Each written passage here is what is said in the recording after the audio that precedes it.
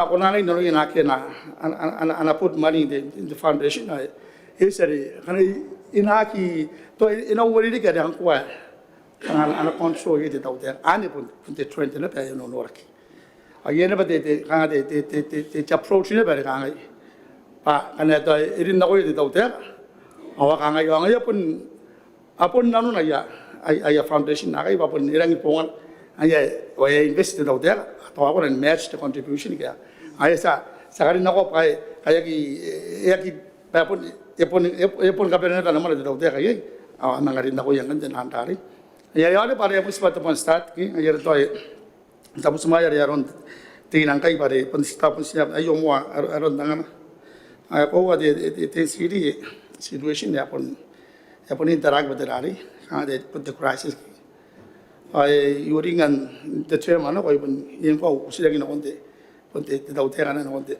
ai kangai do pun bukin terana no da ponte kan la di ta ba pun hiera siraki are sak to kin mai saki pun te dau tera yo pun to be honest ara pun ko pun na la sina pa na pa che te dau tera pun tai ya no ai angin the preventive program pa ngai e pun e mama ne ke te nan do na sin tai no apun mama ne ada the question no to ta nga pare pun na ke to comprehensive expenditure review yon the health sector apun karo kita apun karo oroin kangai patay pun nang boba kamar nakin tirari the primary irari health ayer ta apun nakin nako ye tirari tidak utek lagi ay tinan donas ari ada ya kangai kan sepun invest di kai on the long term ano ore kan kabar mana tidak utek lagi ayer ta apun tim itu andari karo ya tinan donas apun nangin apun mangin dar program apun do no funded na bangin dar program tirari the preventive medicine the risk ye bare ngana ga ki baina pun sustainable bare ma bire chori no agi ta man no kon visiran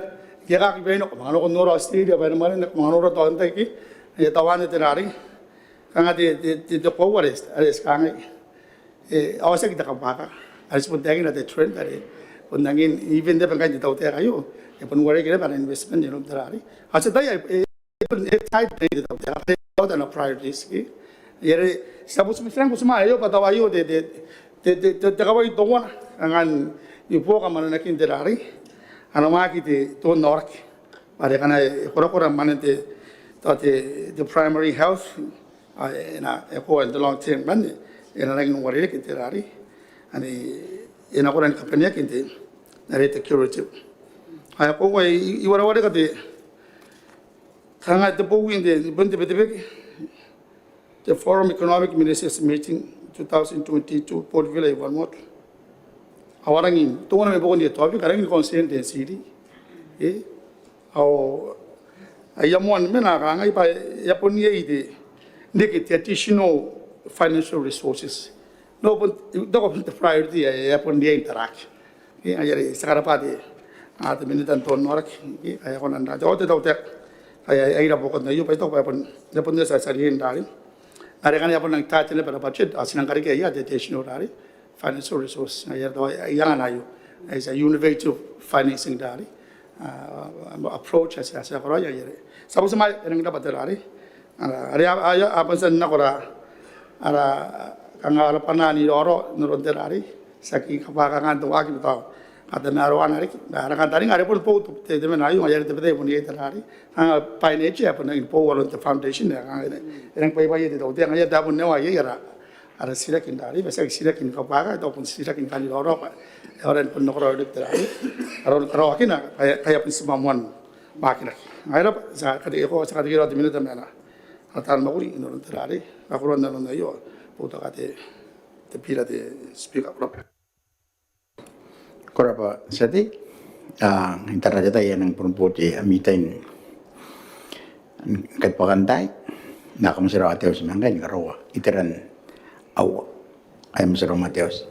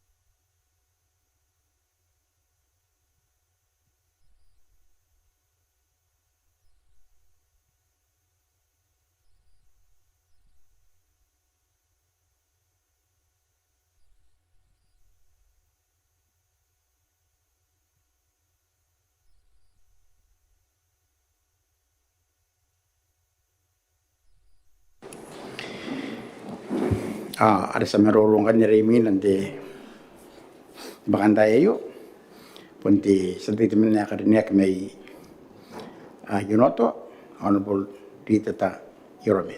Desate.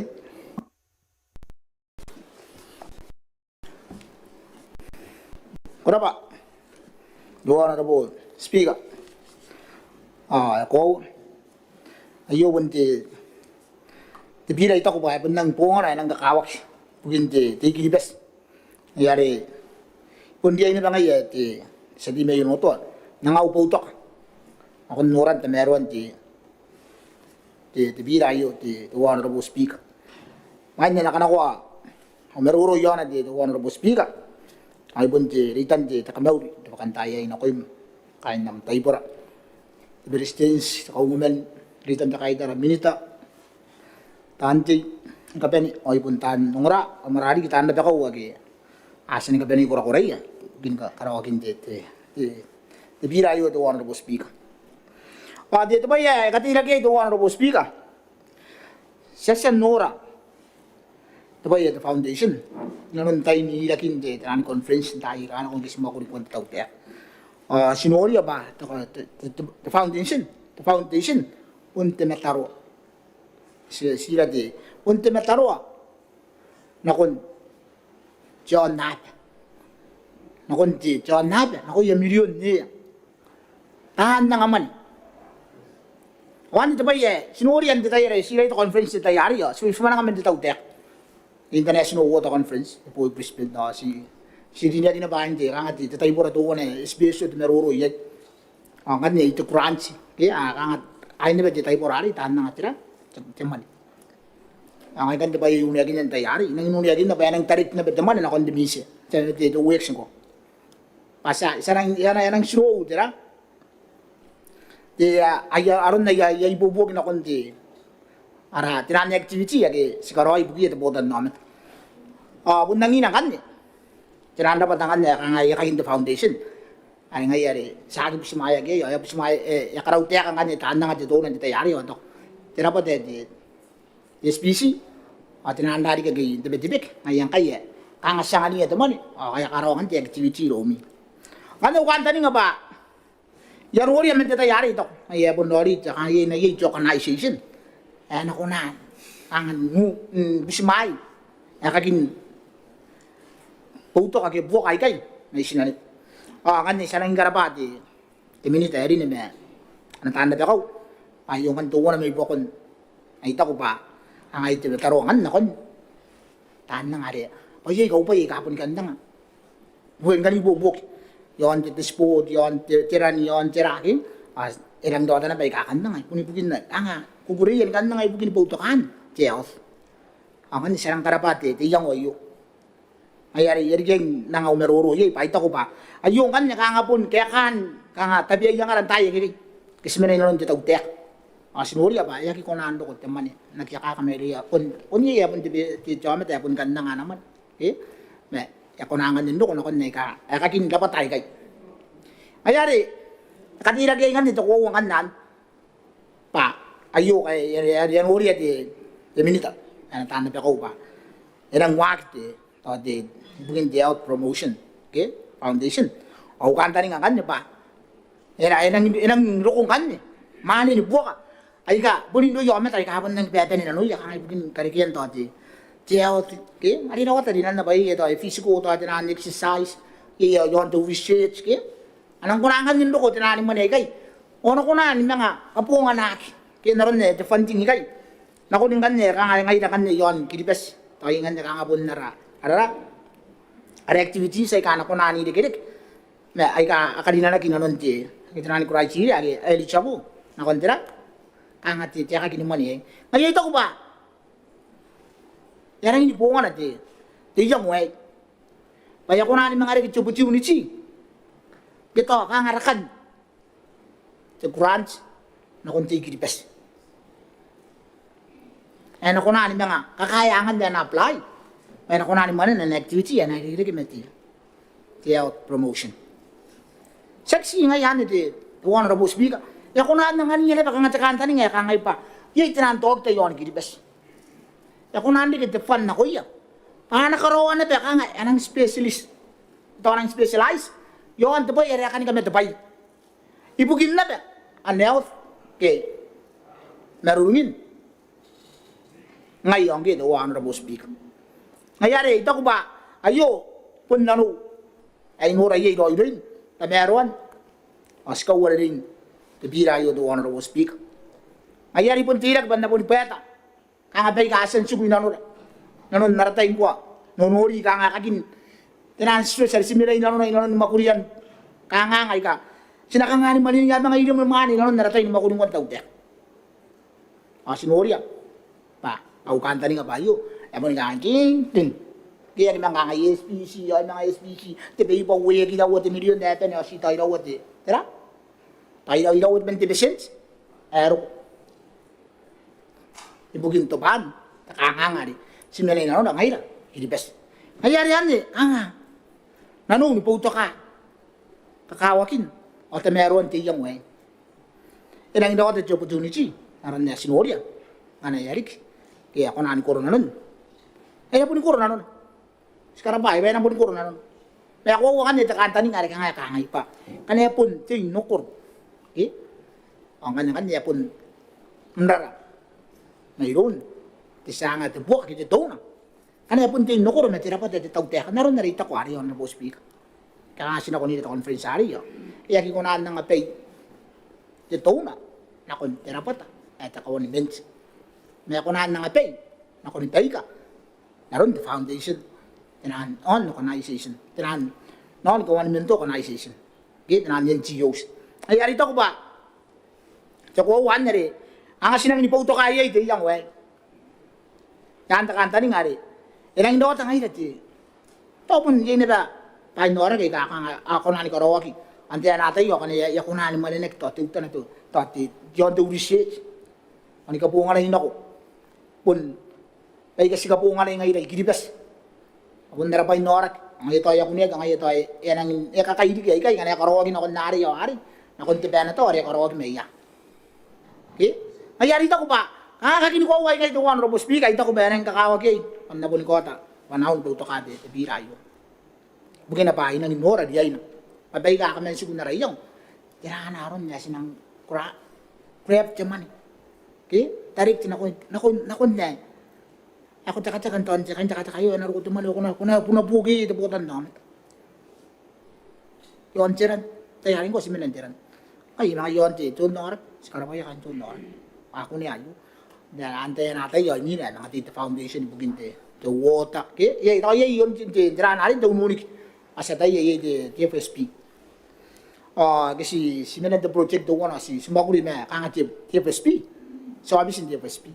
Si Meruro na. Nigiri tararwa de bespi ay nang tekini panang daw tira kanga dinalin to granter ko na kanga to proposal ko na apply Eric ke dinanon TFSP adana ni branch kan abon na bida po tayo na ke oskara ba TFSP ba wala na ba na ibubugin na ko ande yon to nunit yon te tiranda sesan nuri parang ay tinan branch kan ay abon tarik na ko iya akara ora activity ay ta kung ganyan pangayan ng ganyan kanga to ko tibutoniyan Ari, ano ang nebe? Kakataon na yun, the foundation na yun. Asa ginano na ba? Imeti buwak, makuri yun, the project, kita di pila yun. Ne, si Kosya ba, imeti ron. O, pungan. Kura-kurami, wana-wanami. Amita yun, kamasan lang. Pugin karawan di pila yun. Pugin din na sinikitibes. Nakuntaya ka na ro. Ina nang norak wan. Ba ina pun iponga na pan na pun ko worway ina ko na ni malini pa ka. Ya pun nag ko na ni malini tawte. Ya kana ko the student dai kana ko kanya na medicine. Kaya ko na ni malini tawte. The foundation na yo. Kaya na tayo. Tay na. Ana ya muri yoy wan. Ay pak. Sa kunangan nila. Ngori pa. Ay damen di tinan tawag tay kapon na ko na nayara. As specialize yon to di. Tirana jora ka ni common ay ka ay aki bibi ay kay bibi yon kinipes yon nat. Okay? Ako na ko nanay ba maninak. Awaw. O yaki ta kangang. Iro yaki ako. Anak ko na ni bukat napakawakan. Okay? Ay arita ko ba. Nora hindi. kakatikin ti bira yo takati na kay anak ata puto ka o tawo ang noto panday na tay kasi na budi bisiya minute pa na pun ina may na ko anap ina katina ko to nga ano komit na ko yon okay ay gana ko na anap hindi ka bakan okay kita tira mo katiya kayo baka na ito komit yon ya yan ang kay bisini kita wa ngayon damakuli to wala na boss okay age mga to kung natpila ko ng age ba yede kanto ko medegi yakangay age kasi demen niya na ko iya kabara-bara yaron tira ay to ko paan kan kanta ni nga kangangay da ay kasi miray siya na ko mataraw silang buto kayo yang oy kay paano po niya ina pa kakin na pa kapay yan ba iya laputan na mata to sa si te boy norak ay na ko na nabende ke opportunity pa ka check ngangay ano okay oh ako na hindi kaya to tararuati the foundation nanto wan ni may kay anak na mino kam na anak na apply to branch kan na continue pa kira igo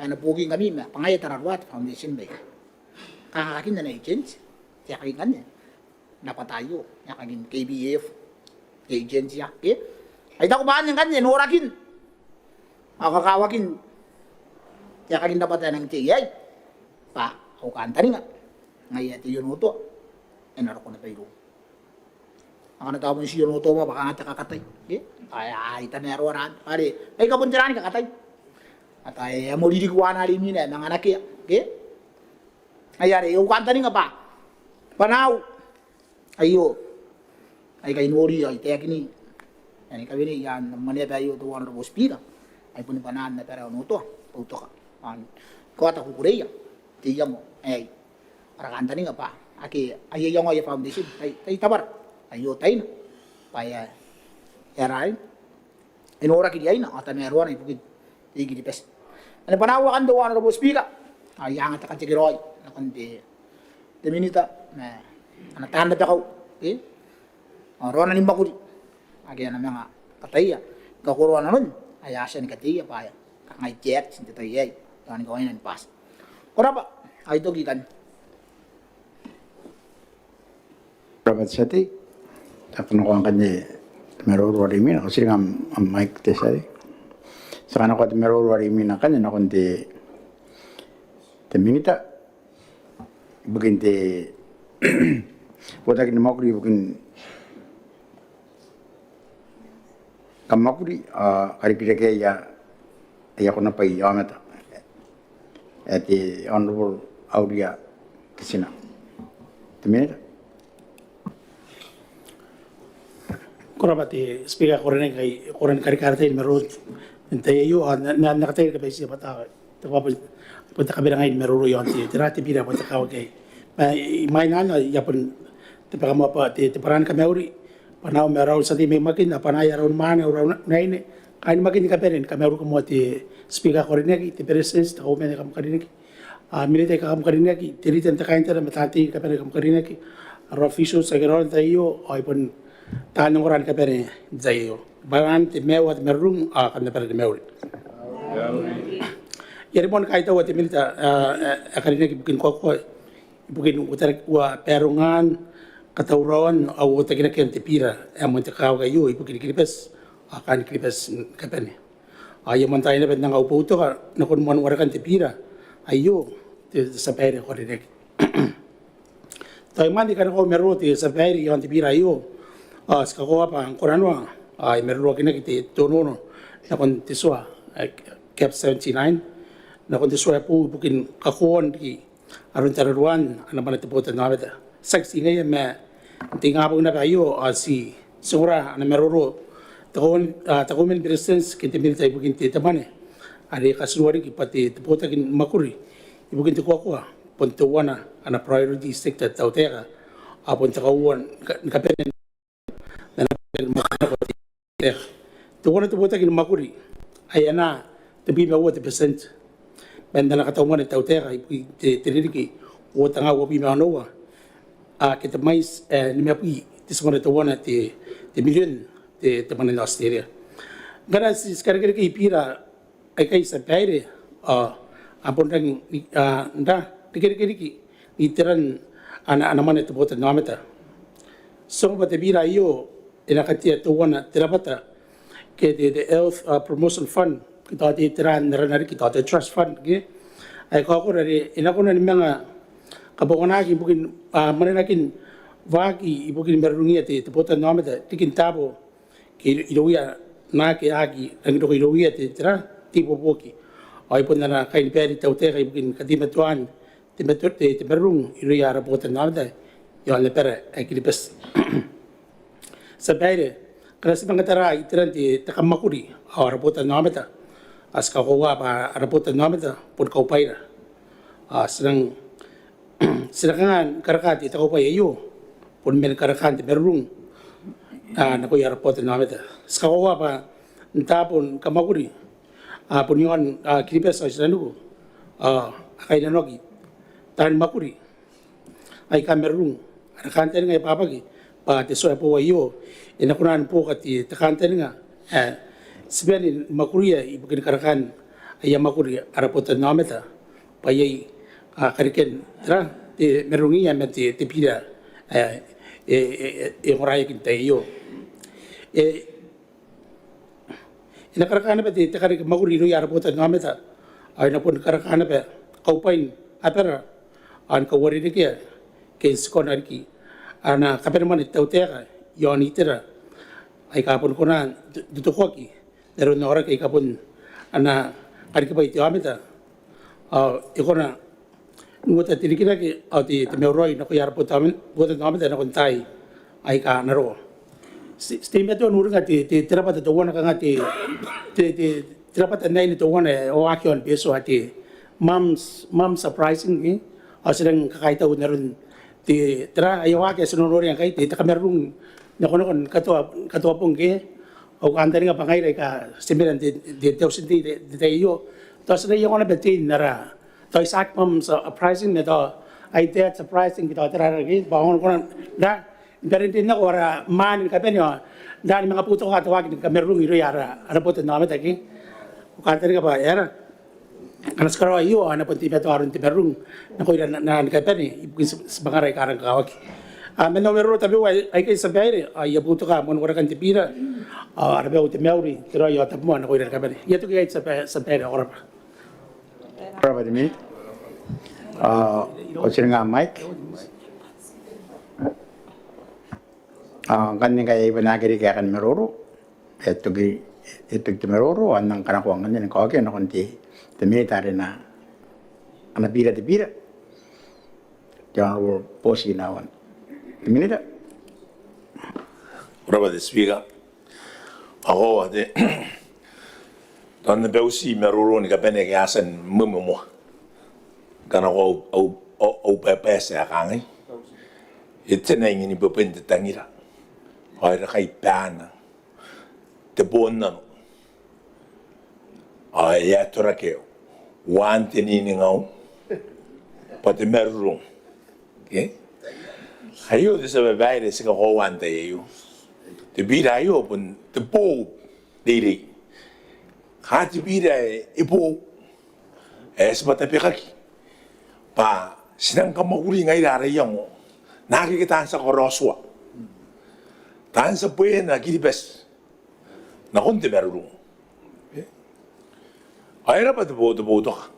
Ikarapate, tilitan na kahit taro, kahit na oposisyon na kaya sa ni merulong. Inang tiri-tiri na yung merulong, pabuto ka ti birayo. Ito mo ito pa yung sinapundiyan, nibuto kayo sa babae. Paya pundo ko titay. Ay sinang ngon na, nigasulu-suluidi ki. Aram mauri na kun te merung o te meuri ata ko ete ata anda pa ko tuan sa bail eki ko na koroi wakin te meuri o te merung te pa tuan kin te tapu tuan kana te rapata ete kata kayo eki ta uroi ni koroi na suona be baile ai kana kaya na nun te merung ni te yo sa baile o sinoria Mas ben hindi ta kiyon ti pila mon band ka kao kayo. Amo mo meruro ay kana ini mais. Kilibes tiap pun ito na mai na chore kaya kibibi. Oy mon na Ika puto ko kay papen tibitibig. O ito pa yung sa bahay, ika mama ang tabitay. Ipo nika mama, ari kuro kong taka-taka. Ako ka na ako tagite, the waro, our reports yon, then CD matara in the Pacific region. How gidi bes? Hay punto mo mo na. Kaya na yaki mo na. Ikaw umen, kaya katinimen ni mo na. Awa pa tabi wa kaya mo mo na tayo ka na, kung naroon na sa kuran ka inauru. Ngay inauru. Tiap itu wana ya nang kura-kura nang kamok. Arun de kamerung met takakor yon nauru. Ya tona mine. Manang una kon di UNG the WHA, the World Health Assembly the rigay. Oh, ai ora ni meroro ai me nauru, tem besta. Payaki ro de minita do nork. Payapo te unia kiro ya kain do nork. The Minister of Curative, I the Minister of Preventive Public Health. O anta iru ya rin ino kaya the WHA. Yes, split the Ministry of Health, na kung the curative or the preventive. Tayo iyo to one the kawaya to is. Tayo nakabili makaroon the merung. Tayo po nung kawan. Ngay di sa baile, sika kawa. Pangini kura-kuran to norak ingay. Ako na kutara to norak. Enang ini creative. Sa enang curative. Ay pun kakatukan na ba diyan norak. Siguro nagipes nang inonora the preventive. Tayo program sa kaya maninak ingay. Ay ka anang puputo yan the preventive. Ang maninak giruya. Dapat ay ka bubog may sinan. O ngay na titautek. Ngay titay, asin ang pun manin na mo ay harap preventive. O yu titay ro ay yu sa bag. O ngay meron ro kinan the workshop. O ka ngay yu meron ro. Kota di ba yu? Punto to kan kay. Siyaw to kan kay mataw sa koropo kita o directors kita o sa kasi tuwan tayo di kanto komit. Ara to kan kay ni kapere. Bayaran kasi nakito kan kay sa bag. Teorik yan ang kura-kura yon gini bas. Ang kay sa kapatid de swayo. Yes, ano. Ekate na yung inibabuhay na titangin na. Ay na kaibahan na dibunan. Basta na doon na yon ko sa kitibida mo ni panta na maro.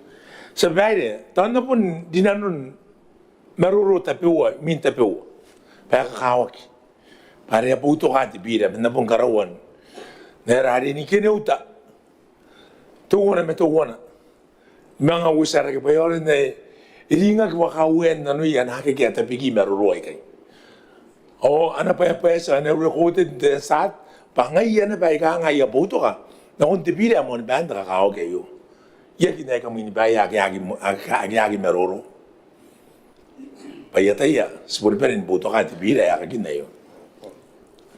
Sa baile, maruro rin mo katikera no pun meron sa tirida na kaitara mana buto ka. E buto ka tibida ayo bugina payataya ta kanganga. Ay inay nimwalili ke marinakinta ka marung ke den preventive activities do norki. Ay kura ti orki. Ay na paran sa bad. Pun na yo roy baka wen the foundation na yo. Inang katiyak the foundation there wale nakarkag the text uta na yon paiga. Ang iya saran nan de data ni metang ba der yen sin codes. Ya kan na bendigaran na the sin codes. Tangan ko po nga na au koro ye maure ga bure. Tayo ko. Ngana ko mo menging. Ko na ni bure. Ko na ni kinano. Ko na ni mga taw-taw. Kana ko na ni menging.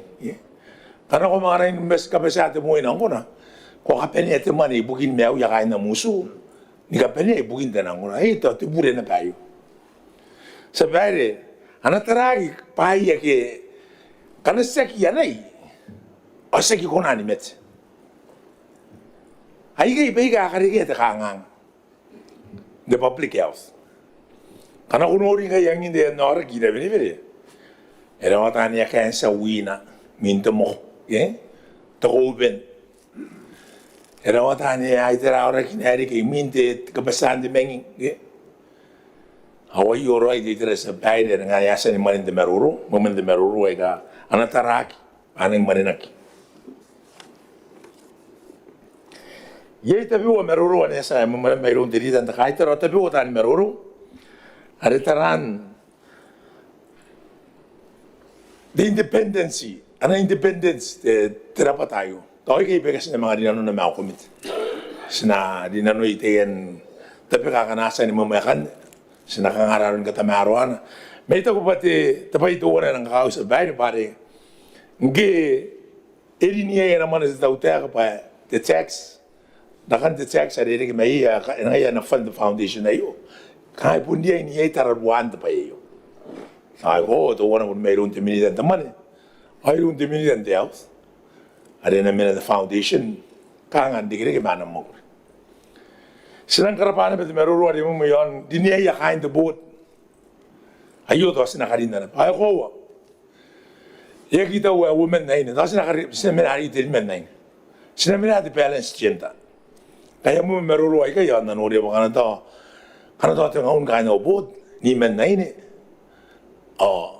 ni men man sila kanina na ba nari mo kain zero panakay puning ay tan buto ko kay rori mo kuri anong kuro di kiri mete te buto namet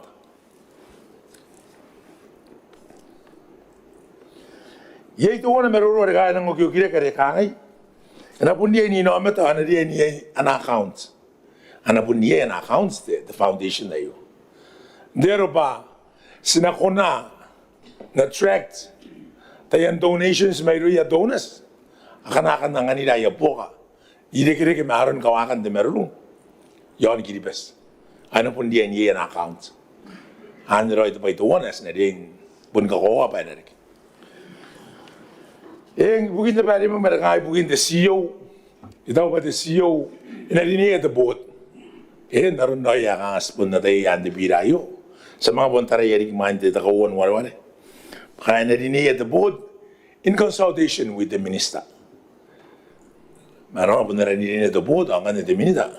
Inatay apayan tayo CEO ay nakarike. Ako wate merulore kangay. Kain the foundation na yo.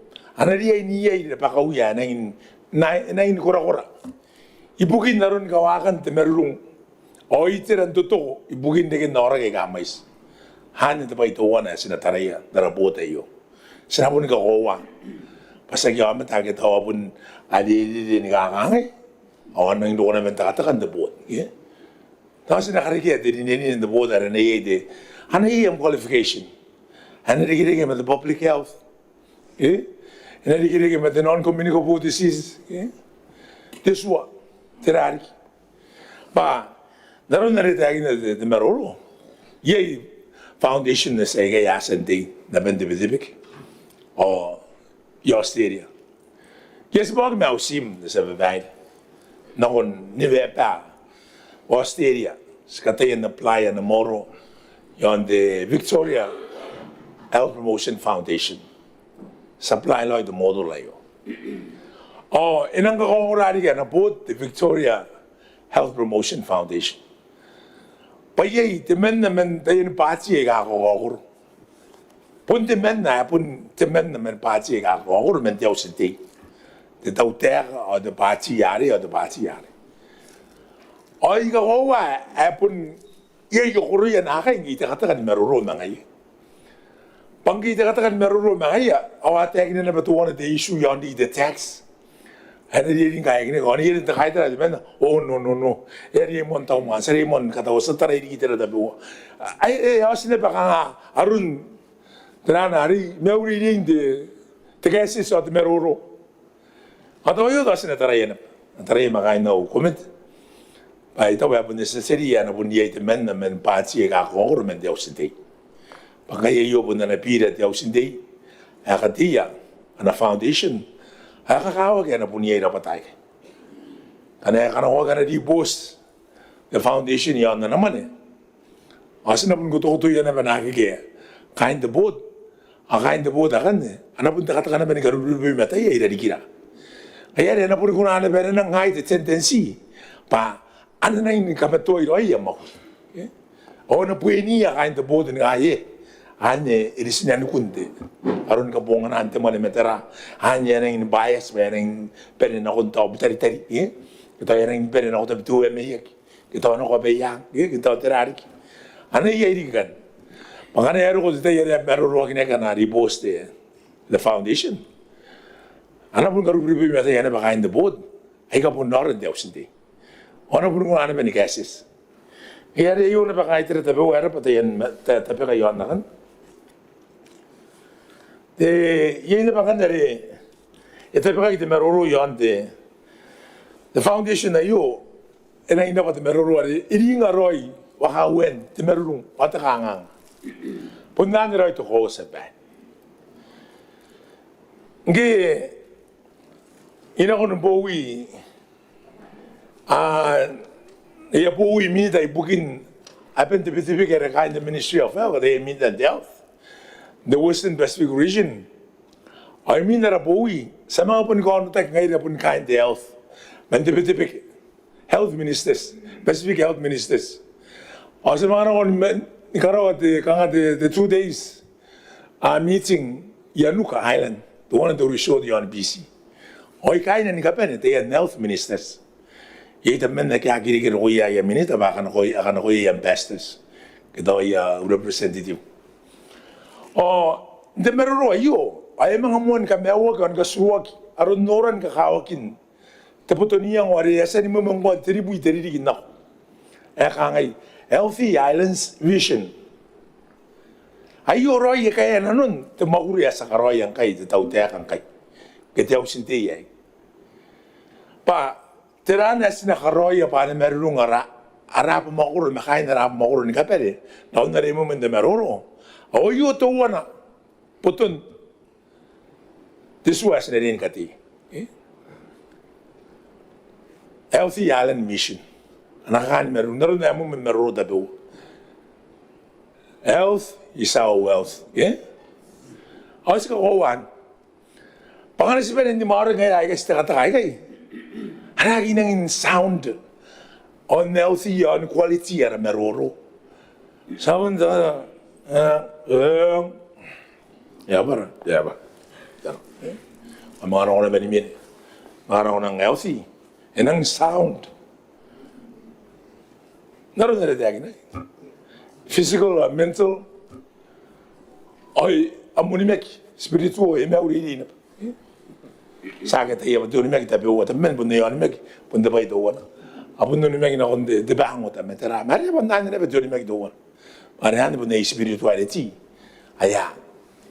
Akay na ginawa ye. Ye men na rin ayon mek na kon de bang kariya.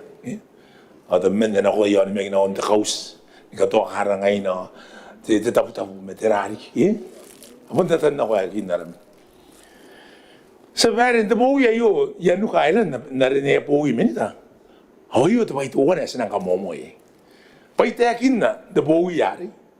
And the sindi ayo, anong mutara kita bira, yon katiyan, the Health Promotion Foundation. Minita ni kapen, ya kapen noon, ni minita na yan may officials, anang understand. Patirana the Health Promotion Foundation. Ako tayo patirari sa bad. Hapen ni matay. Hamatay. Aro da men no so ay. Kurang ya sinang pakantang ilong gibe sing kurang ko kuna ngai ya kata ira ba nang utara ito tirana re de pira me. Ay bun ben pass pare. Sinang pakantang. O to na ba de pakantang. PC ay bun dagin na de militar no au count about the militar by chair the meeting o sinang katigre sinang ara katigre no ni kiribas kay so ba nang katiya na Health Promotion Foundation o BC yon kaway na naman kati o ikay nga kaya kang ano usira men mangan de tapon maguri ako kung natakatakang pa de minita taka women presidents de minita de mane ano ko tete and the temporary me am counterparts ko taragi po ko tabi na merulungi ang botan namin. Gue ko taka po to timi dai bugin de mise te moaisa, te rariki, te lipa. Naroon na tagin na te lipa. Ay nang puto ka na tega te lipa tagin. Healthy workforce. Paano nga na ba nakarami tayo? Maguri ka naro ikikaya. Maguri daw tayo. Ayan ang mga Amerika. Suyo, Amerika pinuto iya.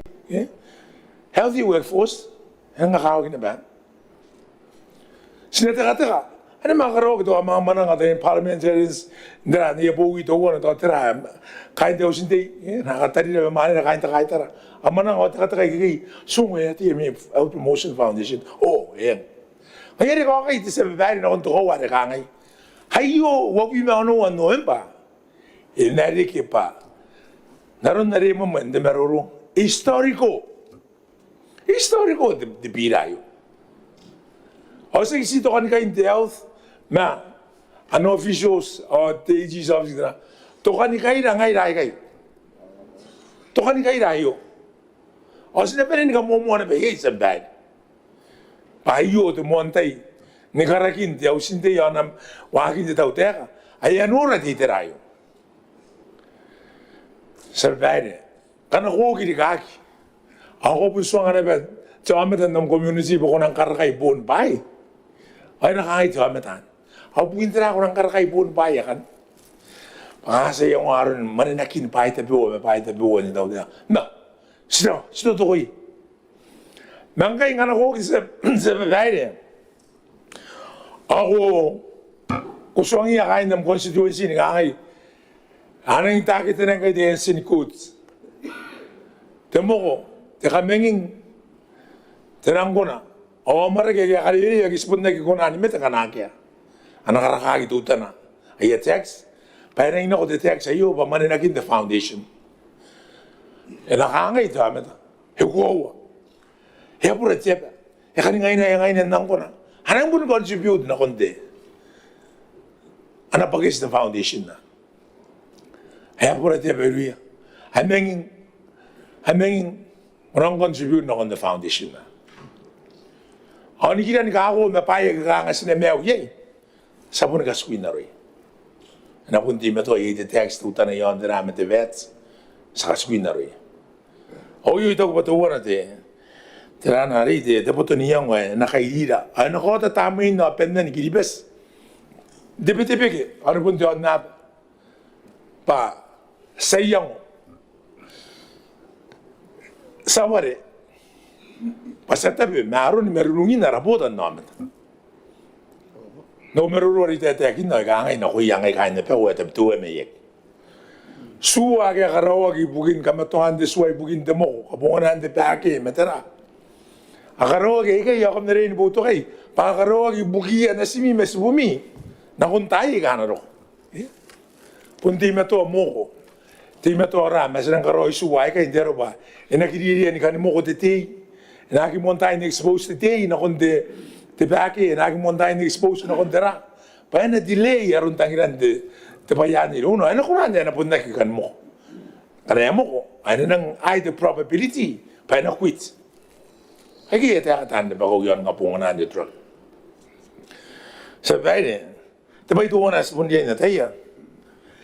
Sagi ko na, ang tao matwa, timen na, kaya rin tawag, parang pun na kaya tabay yata kamengin. Anong pun na kaya tabay yata rari. Di truck. Na, siguro na, ni karoy yara babae o raswa, pa anakawari kaya, arun tangiran paye kay. Saksi nga isa bade, ma anakawari kay na ba? Arun ni kanganga, ageri-geri kay makabungaran paye kay. Sa bade, yon na ba? Ay pun yon tarawat ininan. Haki ana ta pun takakaroon tiyatay, ituron dikirak. Iyay makarako. Kanina kan basketball, tiyatay yamin na yurano. Naukawa nga rin uno, nilarikin na rin. Eneriya ni katipas na ko ba, hindi kaya na ko bisto. Kaya patay, eriyan na ako na makansi, ba iyan half coat, tomorrow na higher na makansi. Kaya patay, yan ako, pangante pure.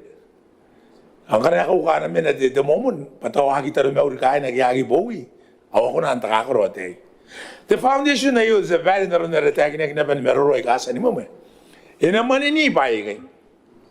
Ako, iya itira ka na asa ni mo marekangay. Kam na tararon man nakin dapat tapiwa. Sa mga tarayari, para dapat yun ba kumite, ay akatiyak yan di suwa. Dapat ay ako rin doon tao teka. Ay ka dapat ay, anak kayo na rin napabukaya, ibukin kawakan. O butukan, the public health. Kita ka marunong. Ito sa mga tarayari ginawayakan. Naroon na itayin na sa bayan, enough fun. The foundation na iyo, katiyan dayan tapon takakar. Healthy activities.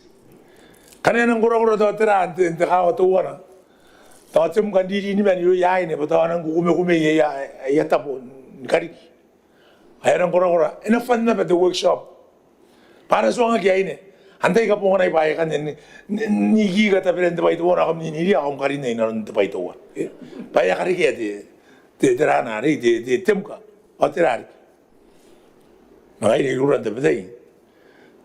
Ayan ang buwan tapay, ari ba buyar ro kangay man. Nari kay diyan, napakaway ka sa kunan. Mga kasi, di nanon nararili. 10 workshops or trainings. Ari na kainis, meron de merong. Sa bari yun na ba? Awangin at roon girake. Ay ko tabi. Bata kakamawin. Ay kaya nanon de merong ari. Esa ni mo sa bari de kangay. Ay puri mo muna the workshop. Pena ka. Ori po si Teres. O di sila isbog. O di taman na Eric. Ayan sa kakan na nap. Meta kayo sa bari. Kung mo ano ko naram karon, ako na ko ni bili-bili imeta ni kapi. Ani karon. Ano ko tani karon sin karon. Ko tani na bari. Wana Teres ko buro si awat minis gira wa buro. Ko mangana di sin, ko na di bisa ko kya. Ako amaray na. Sa bari. Ori ato bayan te marga ko nandik. Ageta ka. Kanan natawroy na ko may pilipili ni di basket, pa tawroy am tabon takakaroy. Enang ka nga kanay po si Teres te marga de tamen no de slice po. Ako siya ako ay na. No. Lusin na pa, isa yan ang kwasin na pa. Hayag na makabuli kayo sa bari, mari hakiriki, itiran. Kangan kukuri yung socialize, ay kamerung. Paisiya ka itira, socialize. Ay, akameo, pwede ka natin, meruruya, mer constituency, ma-aki healthy. Nakon na rin ko hangay, no? Sarusin na rin ito, numunta, sinakay mo, sana akong kaya, takakaro, sana akong basketball, sana akong nete. Kito sinong tipo tennis. Sikato ko na tipo tennis. Asa na ko may napanusin na. Okay kayo tira dabi sa pwede ka. Anawakin na in the foundation na yun. Ilari hindi kitira ka na nang narakan na nang complicated doon ng matuwa aron niya ngoy. Nakikita yung basics. Ay ka nang simple sa pwede. Sa pwede. Nakakarigaw meruruwa rin kangay. Maninakin yan health promotion activities, kaya yan preventive activities. Ang inagay yan yung maninakan, ang maninagiro yung arabok, aratan bukina. Naroon kayo sa rayang ay health, yung city, yung maninagin the project kan. Yung na ba the RAM ka? Yeah, the project ka ito ay nagiging maroon nora kiyain, maroon tira-mataragi. Yung maninagin naman yung project. Irigan sa bari kaya rin nung meron rin kangay. Ito ang namahin na tabi ng bota ginukuha ko. Ito ang namahin na tabi ng bota ginukuha ko. Sinangkan kami au yamet ha. Mas nakapinay ka buwite milyon. Sinangkan tutukuha na ba oragi yamet ha. Mas nakapinay na ba buwite milyon. Mas kangay mo ang katuki oragi yan. Akay bayan na met. Ano sa katuki oragi ya? O na met hindi uwi ka na rin. Sa concentrating na condicurate. Ganito the foundation na yun. Para ni ka aware on ang makulit the prevention. Para ni ka aware on the public health, the primary health care. O the foundation na yun, na-scrutinize applications sa kanaro. Antay yan, the application man the community yari. Nakaraw ay yamin na the painit, the pain takakaro. Angay, kanako. Kaya kanako, nakarikin pain takakaro. Haron karikiano kanokon. Ay pun singay na tanti. Enang haron na. Yari kay marurut tabo sa bari kay yakatay en seri yaron marurun ka gasan ni panin mo. Ana yan accounts the foundation ibugin de danari de kangayon attracted the fund no. Sinakarawaro ni Pirino yakay na foundation yes sinakarawan ni nanon de arasua mana close sa kay as nataraya pa kanaro na pa erari akirin sina makanini ay subusumay ono na kay sinataraya maron na pila kay mo mo kana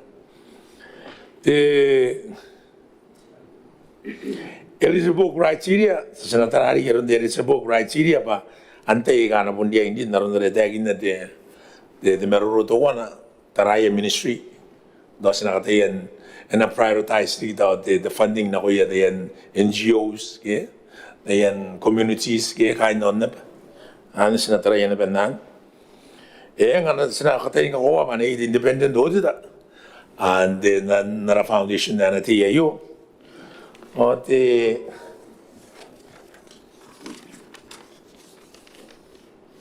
ay po nangina de yan na bali marurugin sa di metro dinino no the gender inclusive ngayon na yasan daginan sinakatayan nikapuro oray tiyayin automane na foundation na yun sinakakuha ba na balance tiyayin automane inclusive sinakariniya araw na patake na nang inikakawak ibugin barongan aron mananakin maka kanakuha na naman the foundation na yun dahil sinakairita yung sport federations na buwa dahil sakay na nabayan mo ta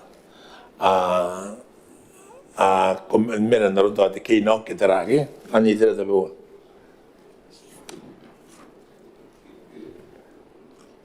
ngayon irara pa na maruruta ka umin na resan dakin na kaya dakin na aron puto ka hindi nang siguro ira pa puto ka nung na iyo sa katayin ka tamaro aron de mga taranay bukong takauan waro de bere de taranari de special fund alam mo niya yun na ba kaya na finance error sa katayin nagkakayangan ng kamaran na kuwarik yan naroon de kaya nismet so makan de militan naman yan ang tota ginanong na ba na maruro de sa maruro de man alam mo kasusruwa pa araputan naman tayo yan ang sinaway density. Ito naman. Punto ko sa ikunan kagibayan. O sumuan na yun na bandipitipik. O ikay tira ito ba? Kangay yaki pa si Dory tarara yun. Mangkay. Kanaro na ba karog ikauwan wala kagita pa yun the foundation. Inano wari inang high density. Ma awan na pa yaka tiya yung foundation. Panang bunfan. Then preventive measures. Ibugin to the density. Naku na rin sa pun, ito ang mga na density, ano pun taray? Ano yan pun, naku na baka pun, antay yan. The parliamentarian, may gilibas rin ang mga na density. Awag yan, di ba? May kanakam na ko na buhay, ano yan? The parliamentarian, may gilibas, hey, sigurin na tayo, ATM Foundation. Naroon na rin tagin na sa babae. Itagin na ng kanila foundation kay Bowen Yanuka, BC. Ay matay, yan ang hotel. Iba kantang, ay matay. O puno, so ay, siya yung kantang niya. Isa ko rin po hindi ako may tuwaro, ay, ang nang kanila foundation, ha? Yang nga na iti, sana ko sinaba sa mga study, baka nakakanti. O yung itira ka nga, yun kasi ka tinanong, kaya nga natin ito pa iyo. Sinapon nga tayo na pinapakain na. Mga ito man na napon kakuha. Para nang haya kariba. Takurang kagaya na takatakan na foundation na yun. Yan nang haya kariba takurang kagaya. O na, inabuburay qualification. Pero parang natry the foundation na onda ide. Kain the boat na ikay nego ni, sige na yun na ito waya. Sige na ito waya na ba na waya. Yari, rara pa rin meron ka pa na sa bay. Naroon na itagin na sa bay dati.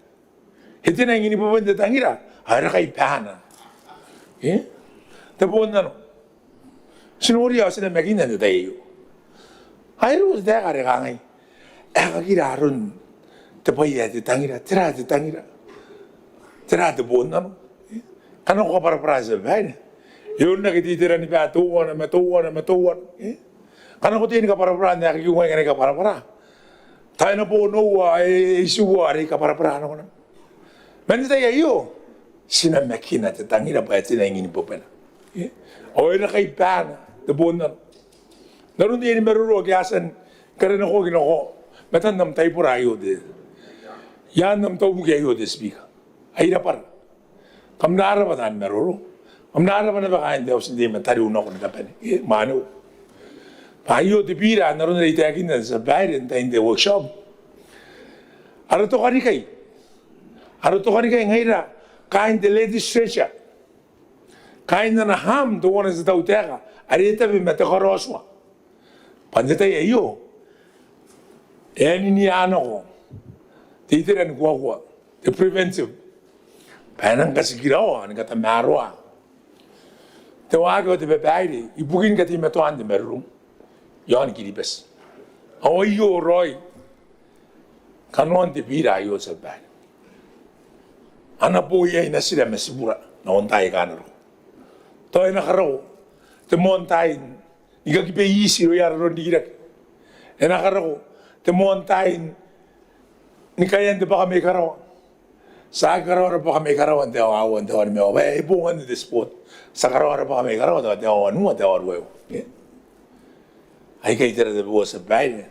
Ai ka yeri an opportunity te tau te. Ni create more healthy activities. Ibugi ara boda namen. Healthy activities, you name them. Men the foundation, you name them. The training, there are the sports, everything. Even there are about the revision of the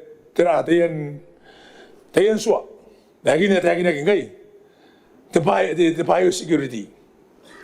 Tayo kayo na nang updating dira. Kana kayo na yung workshop ka ng biosecurity. Paano rin kayo meron ka na kuroon the importation of healthy food. Sina ko na naman taray man the foundation na yun. Paano po nung kanya haki na funding. Anay daw at bunga am na kami niya. Sikay na naman si Dawan at bunga. O ngayon, kano kami katawman na meron ulit the foundation. Isa kaya ngay sa sen ko niya ngay pa sinang mga bida diswayo nga bayon na facilitated and a fast track the importation of the healthy foods. Ikaw ko at meron sa bahay. Resa ni mami. Aberayo. E pun nang ini kanga ngaron to nuni kiyay. Atau pun kata orang meron to wari anak pai. Orang pa kasu. Aring kita wa amana ni e pauruan ni kanga.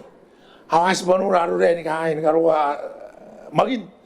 Sasu kay kaparati pauruan. Sasu. Number one there bayo. Not realizing the climate change. Sea level rising, or not realizing en aki me wi te aporo, o te pio, o tu kumar, o te mirun. Hindi ba ito wana perayo?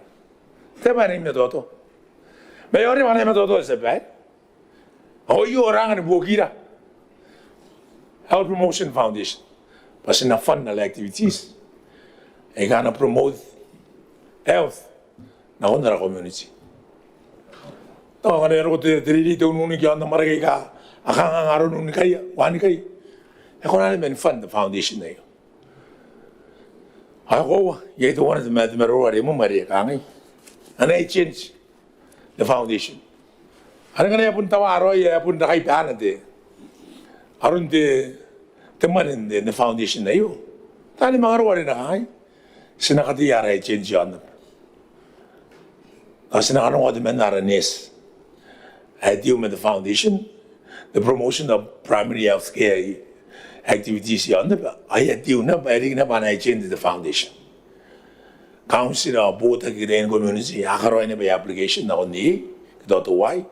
Ay submitted na ba yun na kundi board. Itaraw. Ay, yung way kayong katamaroy ka, sikunan taroy. Sikunan mga taray. Sabay, manumero kay, ayatan nagagiging ako yaw staff. Okay, at kangay meron may staff, para pun daw nagangay. Satara Erika Kangasa no, make it a row. Kind AG's office, kind of commerce, kind of foreign affairs, kind of tax, the customs. I'm never going to book. Many nami book you, happy to my hand by you. I'm never by many I want and one and no raki. That's the matter getting at any Marroy. Earnest is a bad behind no committee you. Dina no iroy and Catamaro, I gave back a cow, Catamaro. I Sinaki Taraya, and that's what I get to go on, whatever. Oh, and I get a candy and no day and Catamaro, I come tagging in. Abuno, Otani Mogul day. I bent out how you mean Catamaro, I gave. Was in the Catanakin Dinari. On ground of a Yenerica, Mascarina, Scarina Canadian, Yakirina, Sinakapara, and Catamaro, Sama. Kamara Brantain go one Moroccan. So, Marian, a boss in there. I beat you. Come not about it. I want man on there. Was mine the beat I want to band the okay. I call. You know, the day the car carry, the hang it is a bad, he taking in the comment. It's even the foundation that you have been dealing with the marrow and number kissa. Nah, it's even that I the better speaker to what a woody to attack. On the President, I do what it done is mamma or the woman. To us, or didn't the writer and he put to 9 and a tissy. Barona again, they on the minute. The deputy speaker that they had. The teen able to 9 at the young man way. Mayer, a root. You know, it got the man back. One day, I'm going to make an order today. I'm a minute ago, I'm a study. I'm a to revision. The initiation not on a review this of the Nakatamaro. Tom 80 Google. Oh, Yan and Kan. And a pen in Maran, the Recosa. Momerun this bigger. Nicaroyan staff, Nicaroan, and I can go back. And I get the Katai. Or I get on the ocean. I never more than the parliamentarian that they are. I'm in Mogoroi. I had a variagiro, where is Maru, we Marumi, Mammy, Mammy, both a nomet, and a canting of Ambuto Rayan. I get a canting of Amna, I'm not Romina, I'm not a lady, Miami, but I'm a guri in the Pirayo. Carabadi, Carabay Maru is a bad. Carabay Maru was my day and young at the marrow. Magaricao taking Maru Mouse have yon Carinakia. Or sa nang phone on go on what I can do. The Pirayo. Carigaba, Atomi, Dandy. Come the Tatama, I tell me in parliamentarian that I'm the Tatai. I may talk one more to Gia. Ama, Tataka, I assume Wami. I didn't see the or the infant mortality test, the infant mortality. Now, and then young Mara Foundation, young Kawaina. Saying the right address the issues on. So to hire and dino the speaker, the Maori, the Roy, or the Tabmo. The man, Annabelle. The den men in the Mena, that's what the Tema. Tennis, or the damn near or the Panadirangai. I want to say, oh, Gigak. I got to go tabo is many Nakitotoki. What was a bad or Correct a minute. Yes, I made it. Isn't the bag the cost? The bag and the beer. No, I know what the cost on the young. Pakai boga kain or yak sek. Agia boga. Agiak. I know agia boga.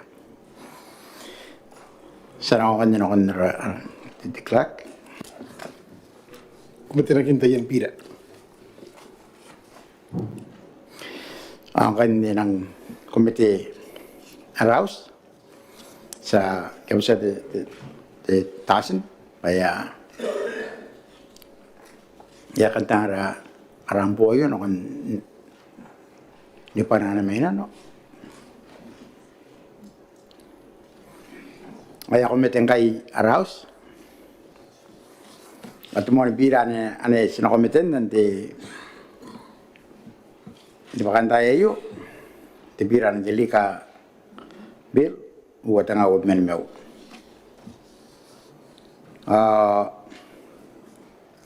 ya yo non no di bira yo non di mini tar pendana ana bira di bira ya non di nda kaitar na no mo na konti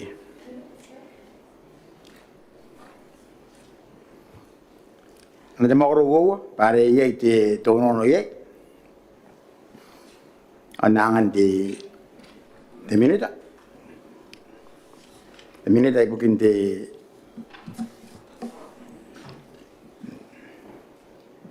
Wata kini maku i bukin kate ina pero te tautea kaina noa, te honorable Harry te kaisi. Te minita. Kuraka, Honorable Speaker, ako tay mai na ikana ko awono ya pondia ina ben tapi ki panani ka kameuri na te pakantai yo kay ako mete raus te punta panani ka meuri no ko ira ka ben na ben meuri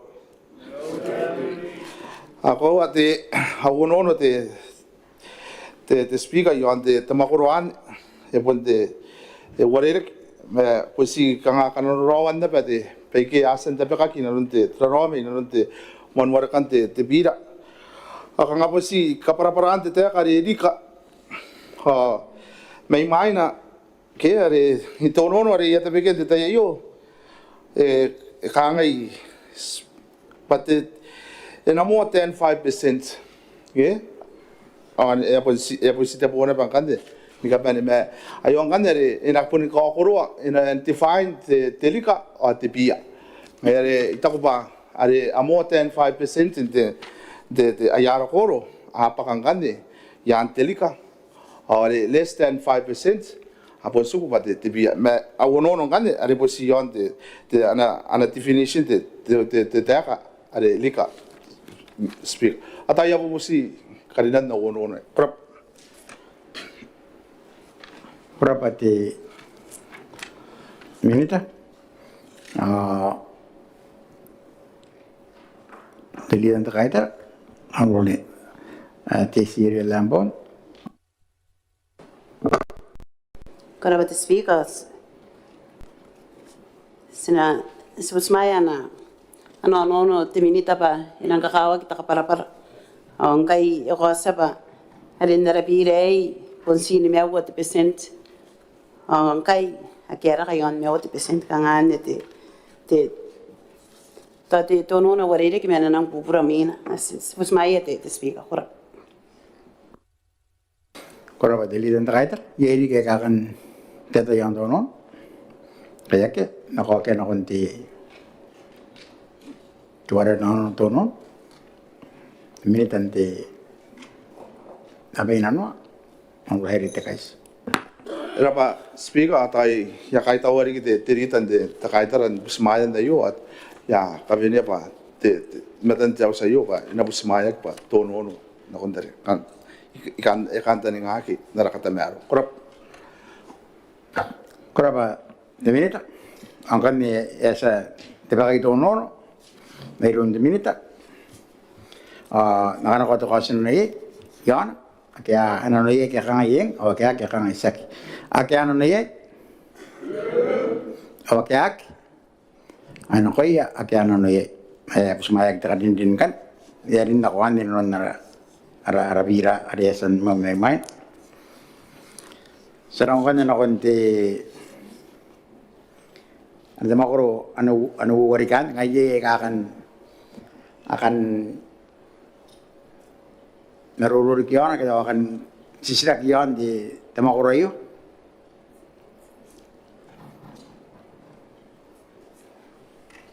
Okay, nakanakoto kasi nun yan. Pwede makuro wawa di suwa. Hindi belayo, natipa ka nun di bira. Kaya ano na kaya kang ayeng, o kaya kang isa. Kaya ano na o kaya ay eti ano wawa na tonono pakanuan ti bira. Tenua awawa. Gigakan meruro yon tenan kiboy kay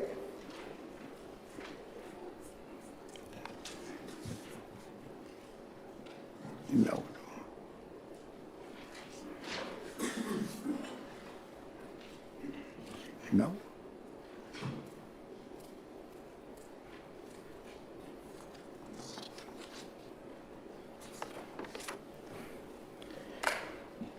ko Adelita yai monono ai Para ba te speaker to no na konte ane makuru awan. Ada yon te awati ka para paraya na ki kunan de ke license. Sisikan no niya te kani kai na kia aminante tantong man kai no to kia ai te ni metang insane ato sa katayen karakoiran kangang kai inte to te ka bungan akin te ai tera mentally challenged orate bur baraure di delitan de kaitara ti kami bi ba na mono na iro yo ake ye ti ake mono yan awa ba siya mono yan de mau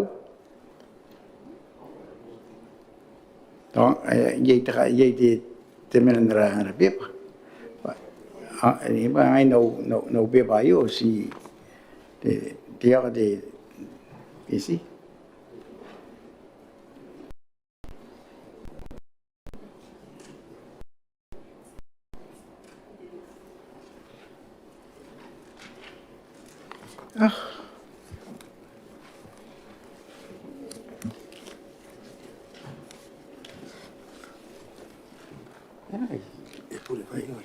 Teleka.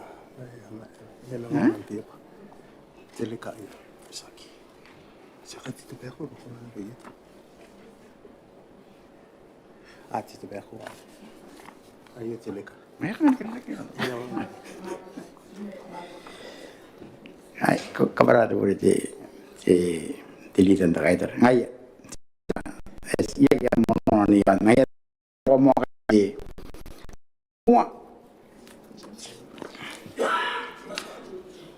ane tenua llega kan meruro mo gan na tenua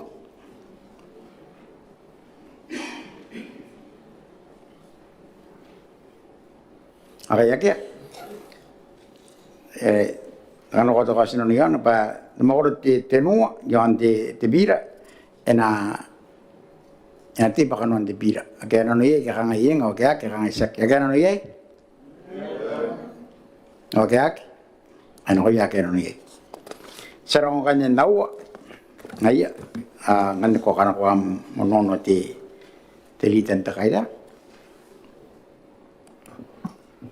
Koraba te speaker Hari awa ti ye era rono na ko ye ere kaines me ameta ke kariya ka pene ye license bukin te takapuna karon ta kamengin kapuna kon ai kai ere gere ke me ke mena inanon te takarabusa wa aketa ye ora kinna ya kantaninga Ete tete ni metanga kapungan akin nara bide yere insane sekan bubusi basina sinone yana konte mentally challenged kanga ingkai te kaya erang kapungan akin te ana bentai kai nepon si tabo nanona mekanga si a politically correct term kai kanga si ane ara non te speak akoraba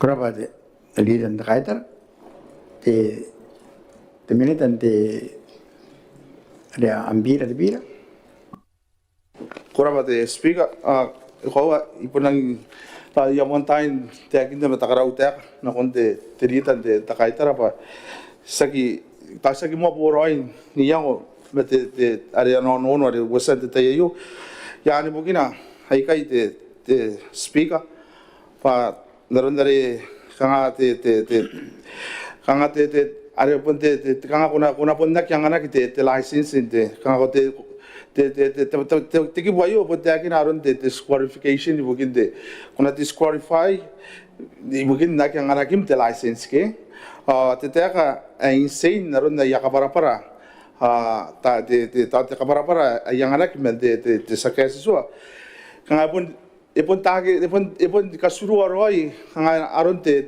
tuwari tage te nak pa kanga ipun incapacitated ipun nak ana kona ipun uran te akakin contact te akakin business ayo ang ganin kana aron pa susmaya de itapeki te rita ta kaitara ang gani kanga te ko kai pa sinang kanga ke naron nari kana ya pun nangana kite to commit pa na pun konan taray kangan way pa kana imarurung te kay amata ki kanga to on and off ge ang kanda konan nanga pun nangana kite kanga pun na kon te to commit ngaya kanga te ka insane kanga irora itakuba yaki nang yaki ipun kana sumaya re ilo te rita ang kwato ko payarangan fe ang kanina koya kora ke kanga to yete te nanoro iroia panang ponna ki konan dangana ki te license narunare kanga te takapara kanga veni mataung te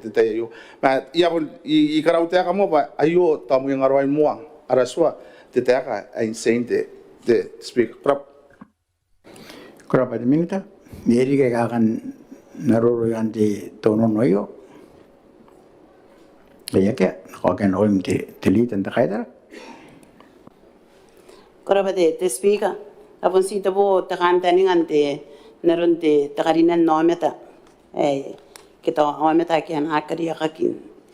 Deki doi te license. Ito ngairara. Te teka eskapungan ay kanga kai njo na be ya kinang kabungan na kere imakurong kai narabira. Kaya te kaparana tay anak te milita pa ako na napendin yeri ki to tinan nora ke anari nakiara nak patinan insane ke ay kapon ko na nana ki license kanga to ako kurong kanne o taray mer ay ngairara kanga kata mero pa kanga sinairo po kunti to akira kenga ay kanga te trend ngai jo na bere amon nikaswa kita kare to atarakin tai kai pa ya ki dia kapongan akia me yen kan te kare na ako nan kapongan akia me to kana ane ina nanon na te minita to ino kunan nikabina kare to apon medically ria apon sen kapongan ki do yate to kita pa apon dokonte to ndakadina na ria apon na kunan ta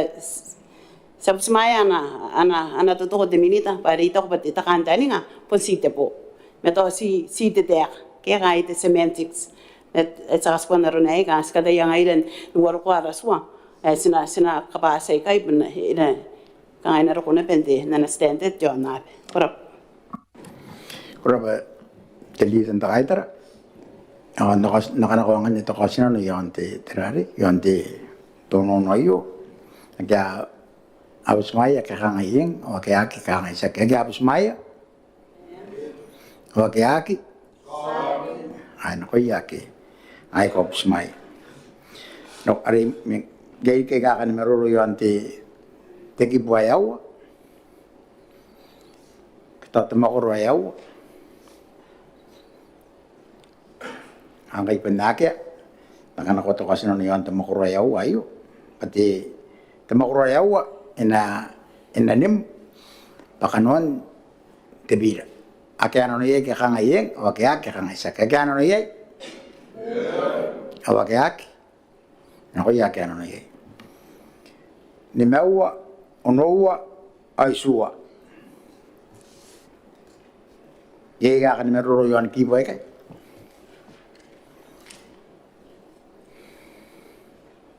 Akia, nakanakuang takasino na yan. Pati makuro ni mewa, onowa, isua, anati pakanuan tibira. Akia ano yay kakangayeng, o kaya kakangaysak. Akia ano yay? O kaya, ano ko yay, akia ano yay? Wanua, yai te onono i an wanua, i an onono te litan te kaitara, na kana kono koim te litan te kaitara, ono te siere lampon. Kurapa te speaker. Ei tono ara nono na kon makoroanu aru kuoa. Kanga ye ina be kana site po o kio kinganen na ne ruai wa te bi me woa, wa bi me te nua. Me bi me ruai wa se bi me noa. Kana ara no ba ko great speaker ba dei ye me na na ben toana ai pun te kana be kana imina. Ei kanga si kanga unante te servant in the den metang servant so terangane reira nan den kiribes kangas so te tapuni pei ki to te kaunga ke te taribune te samakuri pari ai employee ai ara ngai reira ya ki kaina no ki te tapuni ai ki nano na pari ek ka para ki aska te yana benda ari ngai ai te sawar ko ira no konte tai ai kai ei kai te aga to alang ka bona kin tai kana ko ang kero na pata ka ngai siwo 7 8 ka bona ande te aga 7 ka ngai erang ta byang ka ri ka nei ro yo meta pare o kurei bangke anata pun beit pota no meta men nanon de nan ki boy kai ka nga anata pun beit yo meta are to te sa pai pai anga yan ka nga si ka nga ngai resmu nga buakan nenerin na raswa ente tai ai ente wo tanga wo men mewa te kai sinang katayen ibirina wo tawai kanuan te tenan te into korone ke ere ang kai ere sakatay ang kai ni mga pirina kun no sino ko mente te tai yan sa awai to wana te kana be ngai rai rora eri na kinabe o simetan na raswa pasibukin nan ngai ye te rato nga te kami nga buwa ka ngai dan narakwa ke pare aki ke to ka para o tenan makorokoro ai kana yesen manwe te spiga ni re mera arono no ei ipuni te te employee ke te agent ngai dan rakwa we nang pesinta we be nang metat ang kani singana arono babuni ai te ka para yon te servant ang kanyane to ina to skuna kaya na sa tayene ngai la kai sawari ken ka benyo tok bayaki tayak kay nanuak ay na pubusi nga na kunan kami unak naron tein naron ono kana kami ay roi kang nanon naron ono ikan para bat speak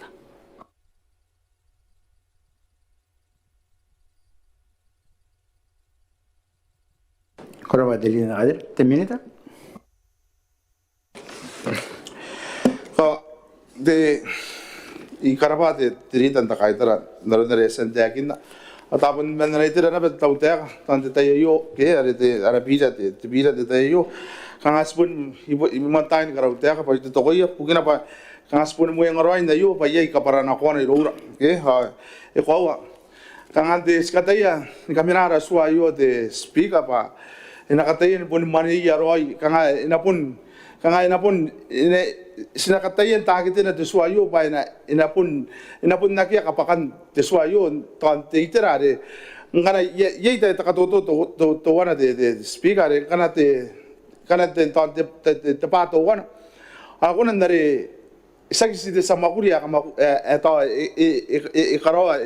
ikarawa te makuri na londe te tapuan ke te premises an ma aguna ndare pun kind dan house ke dantai ke akapuak angwang kan te ka 7 singan ya pun rapasian ang kan ni kapene o amata ke akarawa te makuri inanon te tapuan me aki kapuak ang kan anakona na bani kasuaya ka ke era nga sa katayen ni pun inarang dapakai ara suayo paina pun nakia kapakan paina kunan ton ina mga ri ton ina utak ina kontukot ina mga tawana mga mauri kora ke ana mga koran gang kay sa ngai te tanan sa kapuak ma asen urua ke karoi makuri nanon te tapon te publican pan o asen karoi makuri aurua te sua ngai stapo pa 7 e pon rapasi ni kapeni kanga korak agi makuri nanon te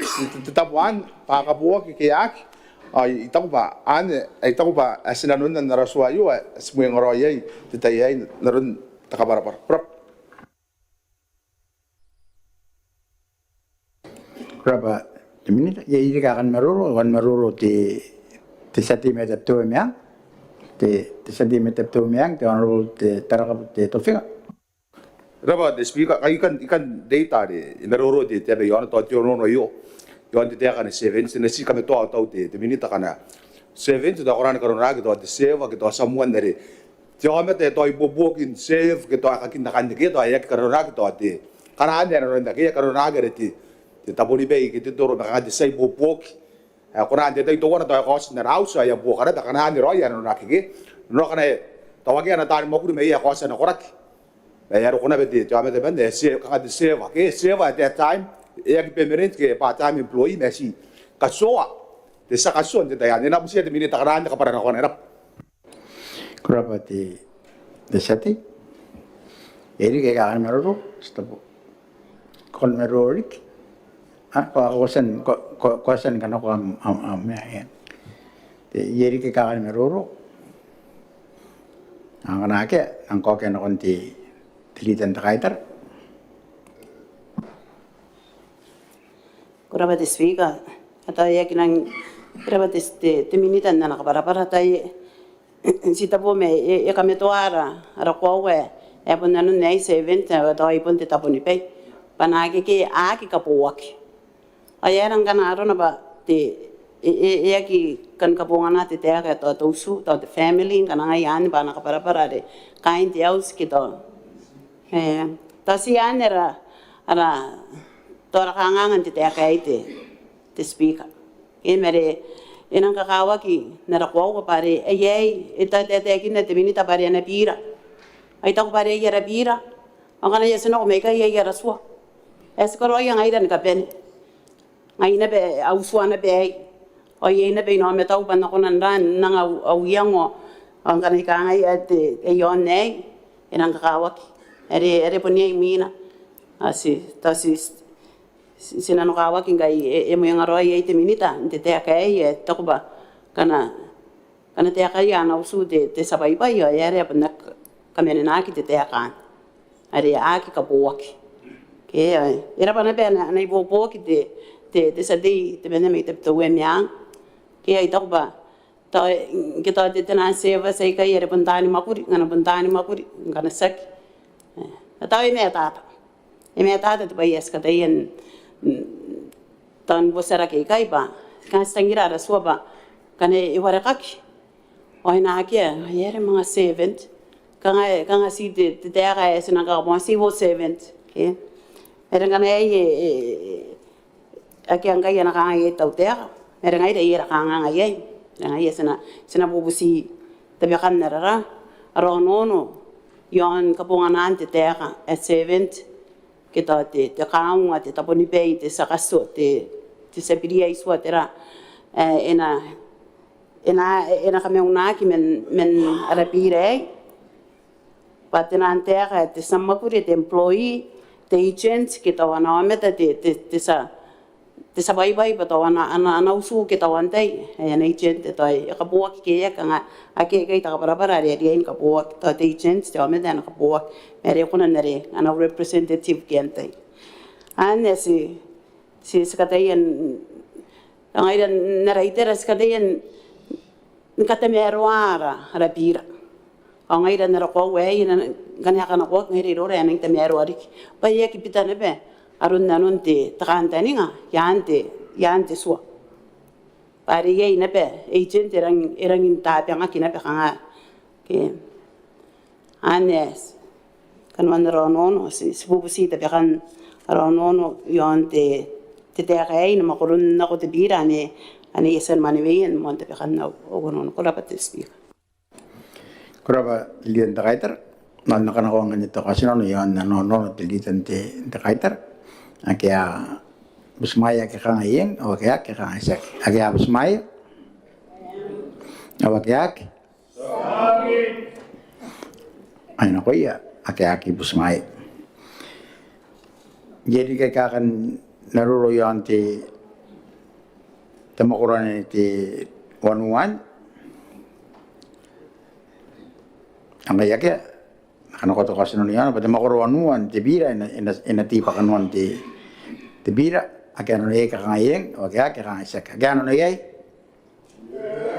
o kaya ano kaya akano ne yai tuwa inora mo no de lita merek ngastabu me yasan dari yasan tutokok ani mina na banan te bin mawu yasan na pan tutokok ngayari nakangay kan basa nakon tuwa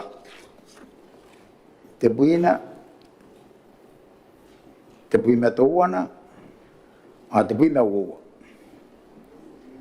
te buina tenua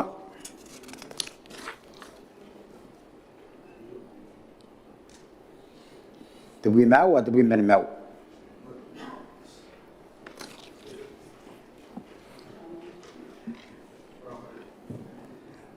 kabarau ini iya kira kon te buina te buina tenua ikatukan te buina tenua te buina tenua to kina aki ya kan meruro yan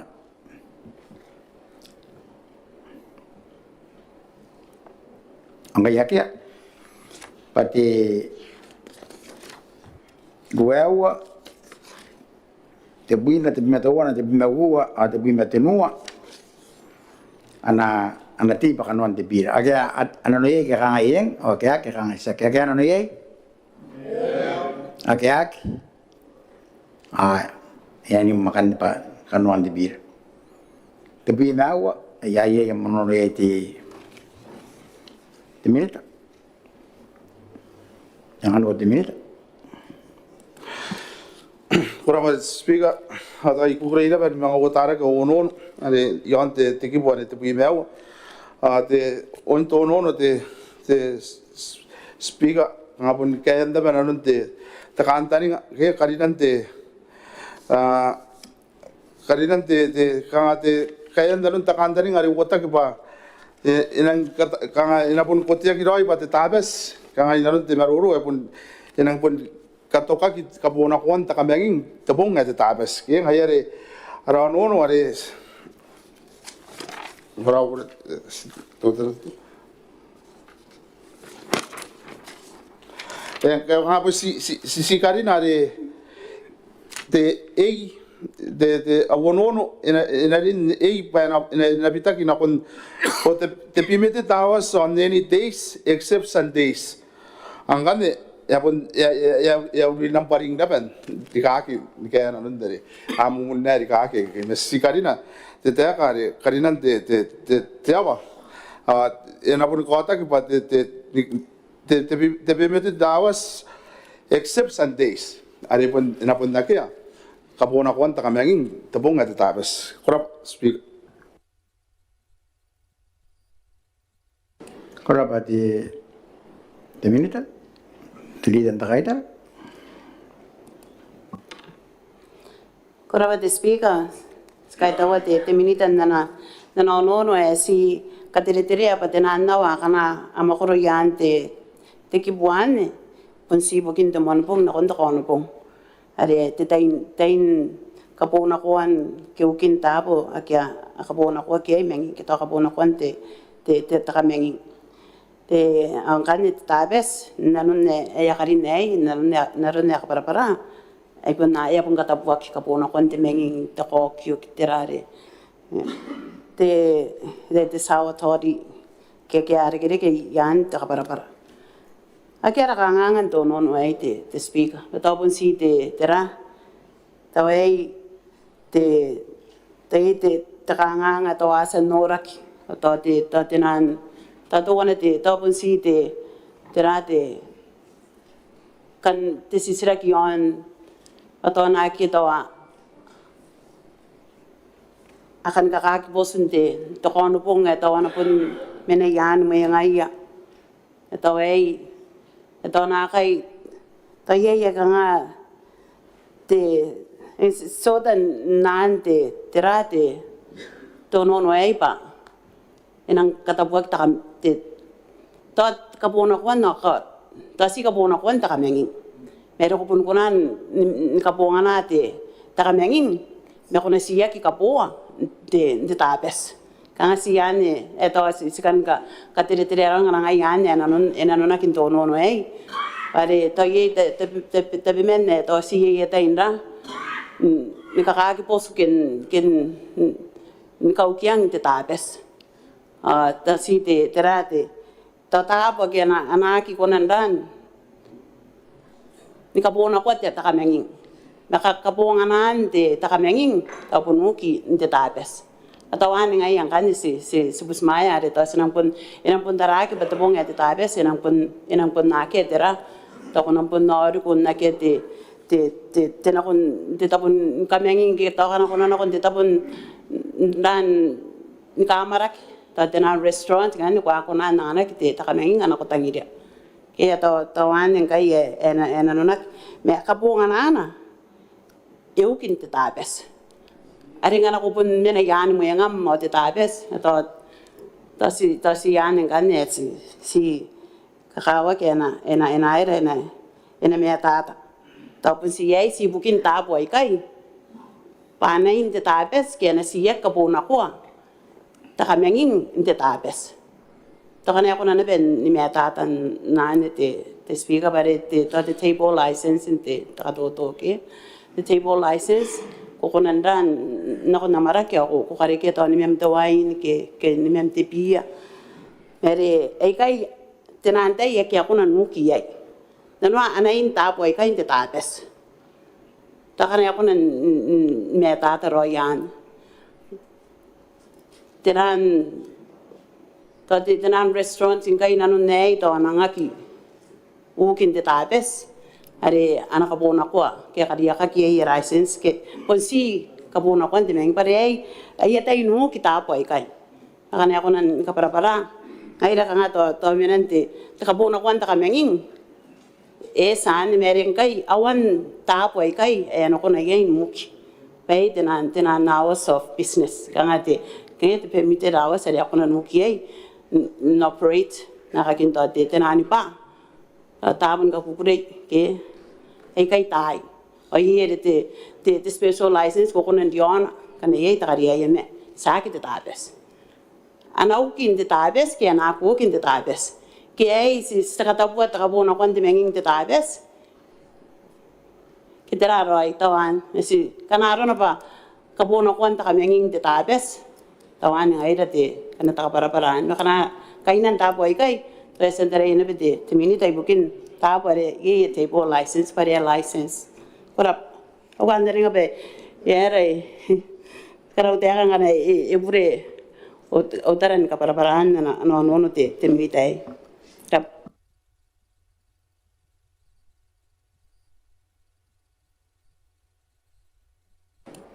minta kamera ure te terare yang ko Speaker, naron na raso ayo kang sponsi kang ipon na tayo tirita kang sponsi regulate naron ka po na konti takameng ke ta naron nga kang spon naron na hawan ipon esa ni tayakin na puntanan sponsi kay ni tabo again ay kang te transaction na rin nakabunga na kabuna kon tawagin business ke naron na ipon na tayo kana kupun kapuan ni ma'am makupun mo na mouse tako po na kita kanga ay tako ba apon na nuna kirig inapon nakon narala te tabo ke sasan kariya patanan tabo ay kana analysis bugin ka po na konte menging inapon tok ka po na konte menging yay te tabas kang hay tako pa po nan awaki kana kupun kan ka po ni ma'am to kono pong makupun wasan ako nakon na mouse ako pun mo na mouse akya pure nan Maspun si karoyan narasuan te tayo sinapun katoka kabona kon ta kamenging ni nakon tanan tabo kamenging ay ke ye license ay ke akinagi pa operate kabona kon ta kamenging ngayon ita ko pa itapon no ta ye de ane para na de speaker si ane kana na ibubok korap koraba te riasan samap te minta ngan kawara de sate te angkan din nakanawa te kasi no yon di tono no yu. Ake abus maya tono no ke kangaing ake kansak. Ake abus maya. Ake ay no kuya ake abus maya.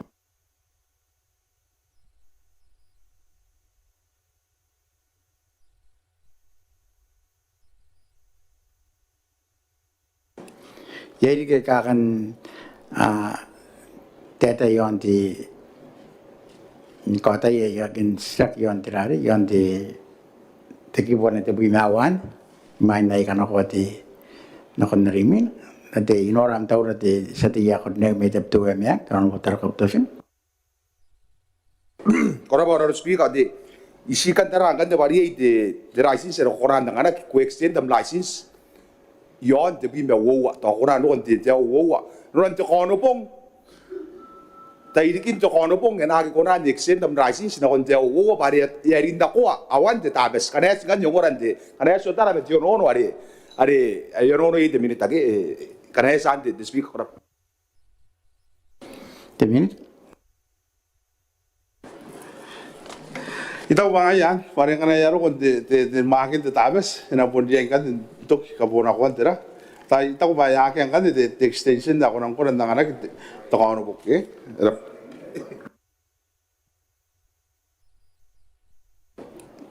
kalau pada minit cerita tentang itu. Kalau di speaker ay konan si pata si bubusi ane yon tabi mewa ro kuwa. Areng kai are ya bus maya ki tono no ai. Pata ne ina beti bita ki na kon na te subsection 1 ne ane makoro wo pata ne ngiri ki babi. Pare ya kan wo ki e ngai pa ya ki babi. Me ari ane re pun isa ki ro ina pera ara bi re. Pare ngai ya bus maya ki tono no ane ta ya pun automatic ina pera ina ngiri ki babi. Pare ya kai ne sina kon tenana ware e menang kai ane ya de meni teran ni mewa na konte te pakantai na konte o te bi mewa te nu kan pong angkai nanu na itia angkai ya ki mene pa ye te e kana ro no pa e tai pun si kai sakante ara bi re pare yo ni ek kai korap Temin itu ke roman Era mai kan istarai mere pun tapos si kan man te ari de exception te me ngai tapon tai ko tai na pon dia ai for the kan ayo te speak ari pun si put the reference me kana kari ya pas pun si tarai bari ibu dia makan tai te ji kana sa si kona man ari na sent itaku ba ye ba kan pe ka wari e koare ina no wa ye porque na respondei e si kona ni si karina ki ta si te ka ne e ta na pon deleting delete te subsection 14a ata na mga e singan ne ka ni ma ki te naron na ya wono de ta yo ata auri numbering da ba ya re pata ita ba pon te pe ka wa re ke bang kana ya pasti ko di minit to kore ke am wari sinang kabata am giboyo merori ya sinarari sinakabasa e menaroi ita wogroi minanti derante de minis kanalo na ba konan kare kya ayam advice am rari am borak jangan ko tebe jangan ko tebe wari dai di minit prop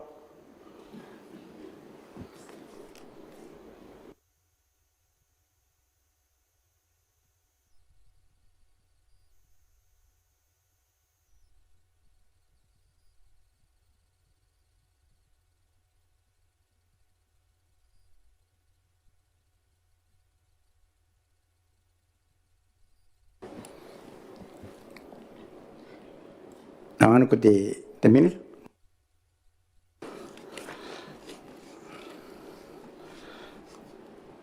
Ngaya subsection 2 ngaya pun review na akamu muna dikaking kan de napa te tanan detakan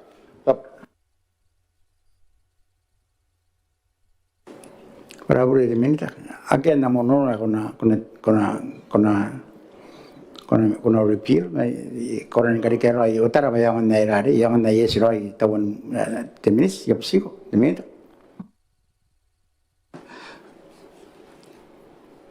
Yang terana pare Sonia re sasi karina re te awon wan te speak andaro naria abusan busmaya ane ya karina ki te naro nare te akin nare awon ya karina ki kangatina you review the whole section angane ya substitute na kon A B C or D kana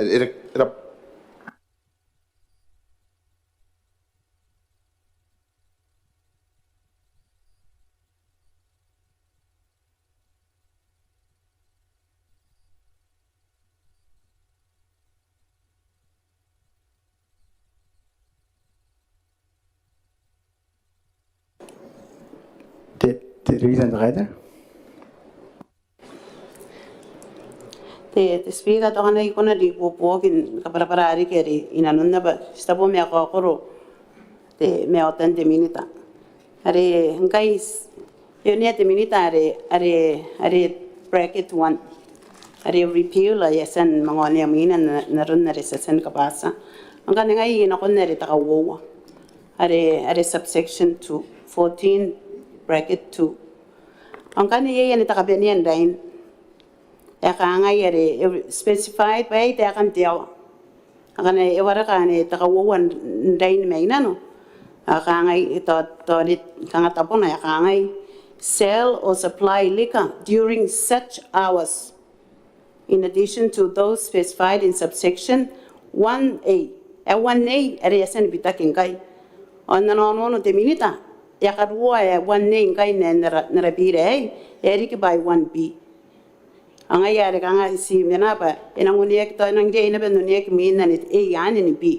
asi de mena warelek ay si kanime me ore ne en ora kya mina yakin ora kas pente mena warelek kata mero koraba te reason the te minita Para speaker ngaya si sporo ini yang bare ari pare si sone ari ya ese ari si ra I foro de trita este ari erano I caria koraba te minita ano nangkai te enawni akina bangkan nene te takapenian nene ane bracket 1 or bracket inangde ba bracket B ay erari etawa minan etawa atawa mina kain ti terari ti table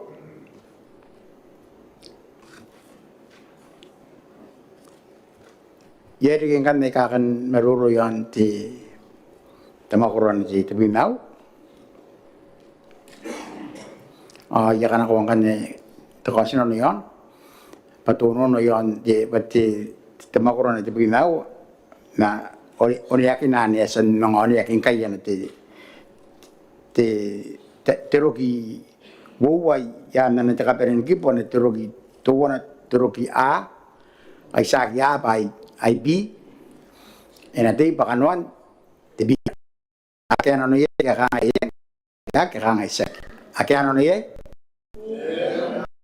okay ano kaya akin ano yan sana kung kanya na ako narimina tabi man mawa tabi maanoa tabi may suwa tabi mawanua tabi maruewa au wabi anati kurang ane agi ane akan naruroi pa minus na kan ko kasino niyon dia kan akan kota ya kita akan meruruyan mau kurang akan itakin nakan nanti menawan akan wabi awake nang kana kota kasino niyon mau kurang tibira nanti menawa tapi menawa tapi mesua tapi mewanua tapi meruawa wabi ananim pakanon tibira ake ano niye kakangayeng okay kakangaysak ake ano niye okay Ano ko ya kaya no ye. Yang kan itu nonon nane wabi madona sina nakonti tilidan takaidara. Koraba de speaker. Arono nani wabi madona ngasi karinan te teaka. Are pe customer. Ire na kon kangate sanakin may sindebia. Ako nang kariyaka kita at restaurant kita pun namarak kita ya ako nang ko na namaraki ako ko kapuan ni mem tebia ire me tebia ngai inte ine ka ngai ba te tapuane ena girion no ya unia tebia ena kadi ya kaki ni kapuna ko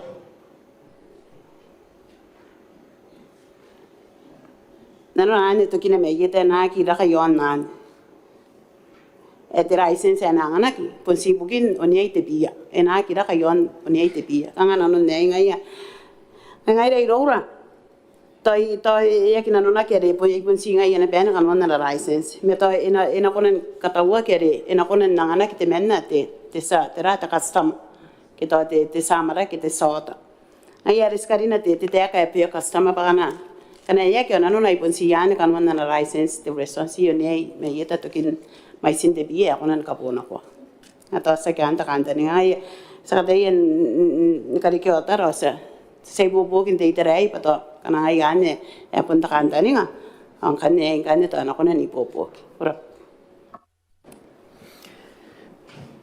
Te minita.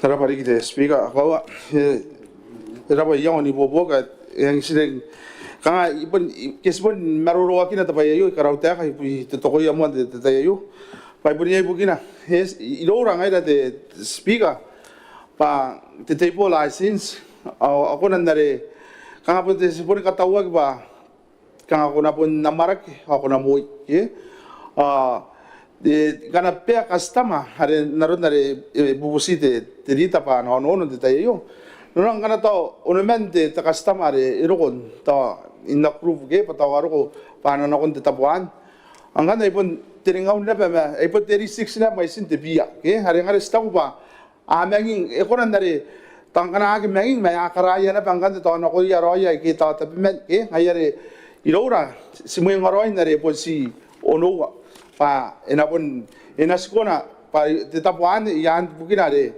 turukon na marak ya te ya kana ikan angwang ana ko kan data moim ane pon ya te te of license sa te publican nare apo save kan nare kuna pon kato kana nom ni moim meng ngayare an kan skatayen restricted te kangate maisin ampia ge pa kanga te limit pa set limit pa ya ngon ko nan pon te tapon mo ya namarakan ina anarau kaina are takite are pon na tei na kia pun kandokon na maraki te tapuan ke be skanga pun siane bukina te ilo ina no kawat mo pa to ko ya de Jadi yang meruro yang teono na yo. Ake nakake nakundi dalitan ta kaidara. Koraba de speaker.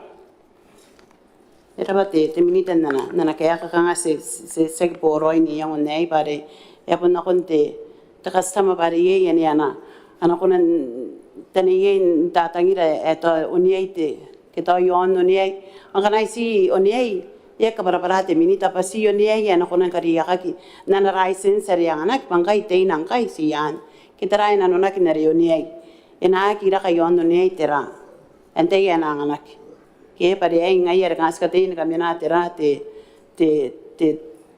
kanga te sa pesna te ya pa unie ya kai ne sina kon te license ngai te kan ai notara unie ya kai ne sina kon te license no kana ko kare ka te restaurant kare ka na table license o si ya kare ya ka ya license an na kira ka yon ne te bia na ka bona ko kana ro no ne ya ruang kan ne ana swan na license ngai aris ka tayen ko taira roi to e ganne ngana aro na baanya to ngai sanang na kawa king kana nang kabeya ko meta ngana to ako sa ko na nang ko te biya ba san ko mai sin na riskari ya ka kiana license E benang kakawa kesi pare ai kai era suena pa inaki. Asa kuna ni bisa angkani kana arona ba ena urua te sua te tapu ai te tapu na marake ai. Asi takawa na pera tapu na marake. Kana ai tiraro ai asina nonna pare kangan nana yekinang para iron te minita. Pangaira suo serake. Pan teina kai ai si ai mai sin te bia. Ai yokonan kariya kak yan te license at the table license. Awai ya kame tua te minita. Nana kani ngaira sana no kawaki.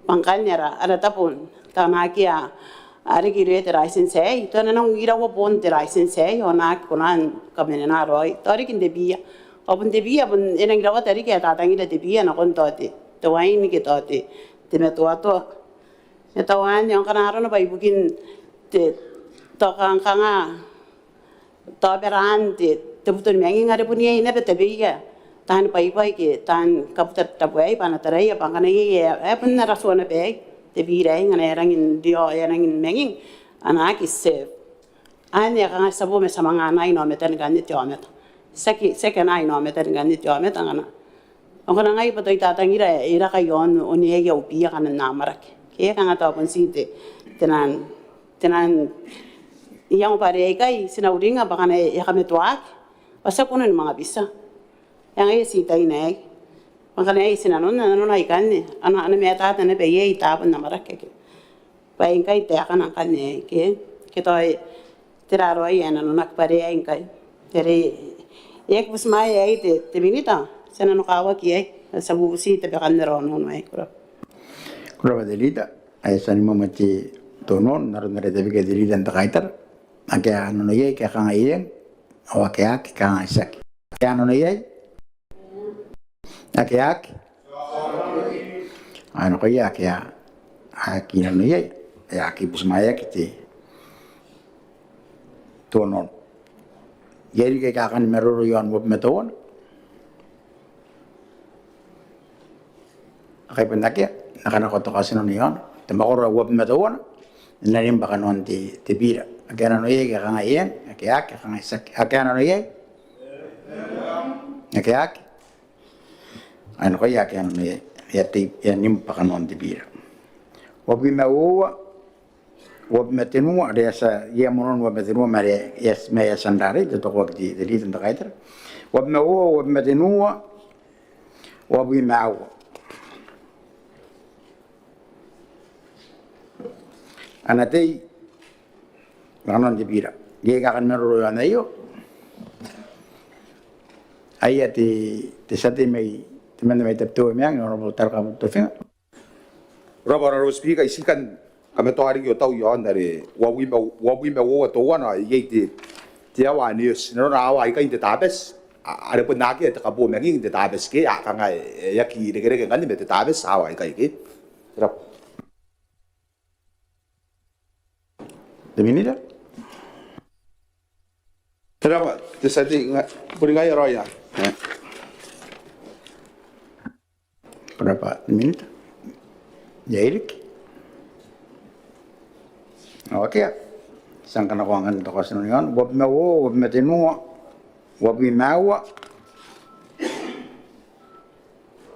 Anati bakanon di bira. Ake ano ye ya kanga yeng, oke ake kanga isak. Ake ano ye?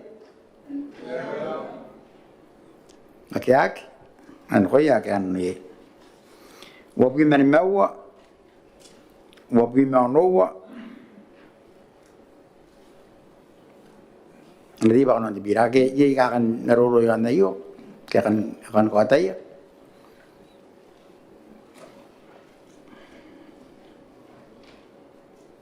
ake an ko to ka sino ni yan wobi man mawa wobi ma nowa an di ba kanon di bira Kano ye ka ngayon ake kan sa kano ye ake ako ya kano ye wob me suwa ye yam mono ye tili tan takaiter yang anako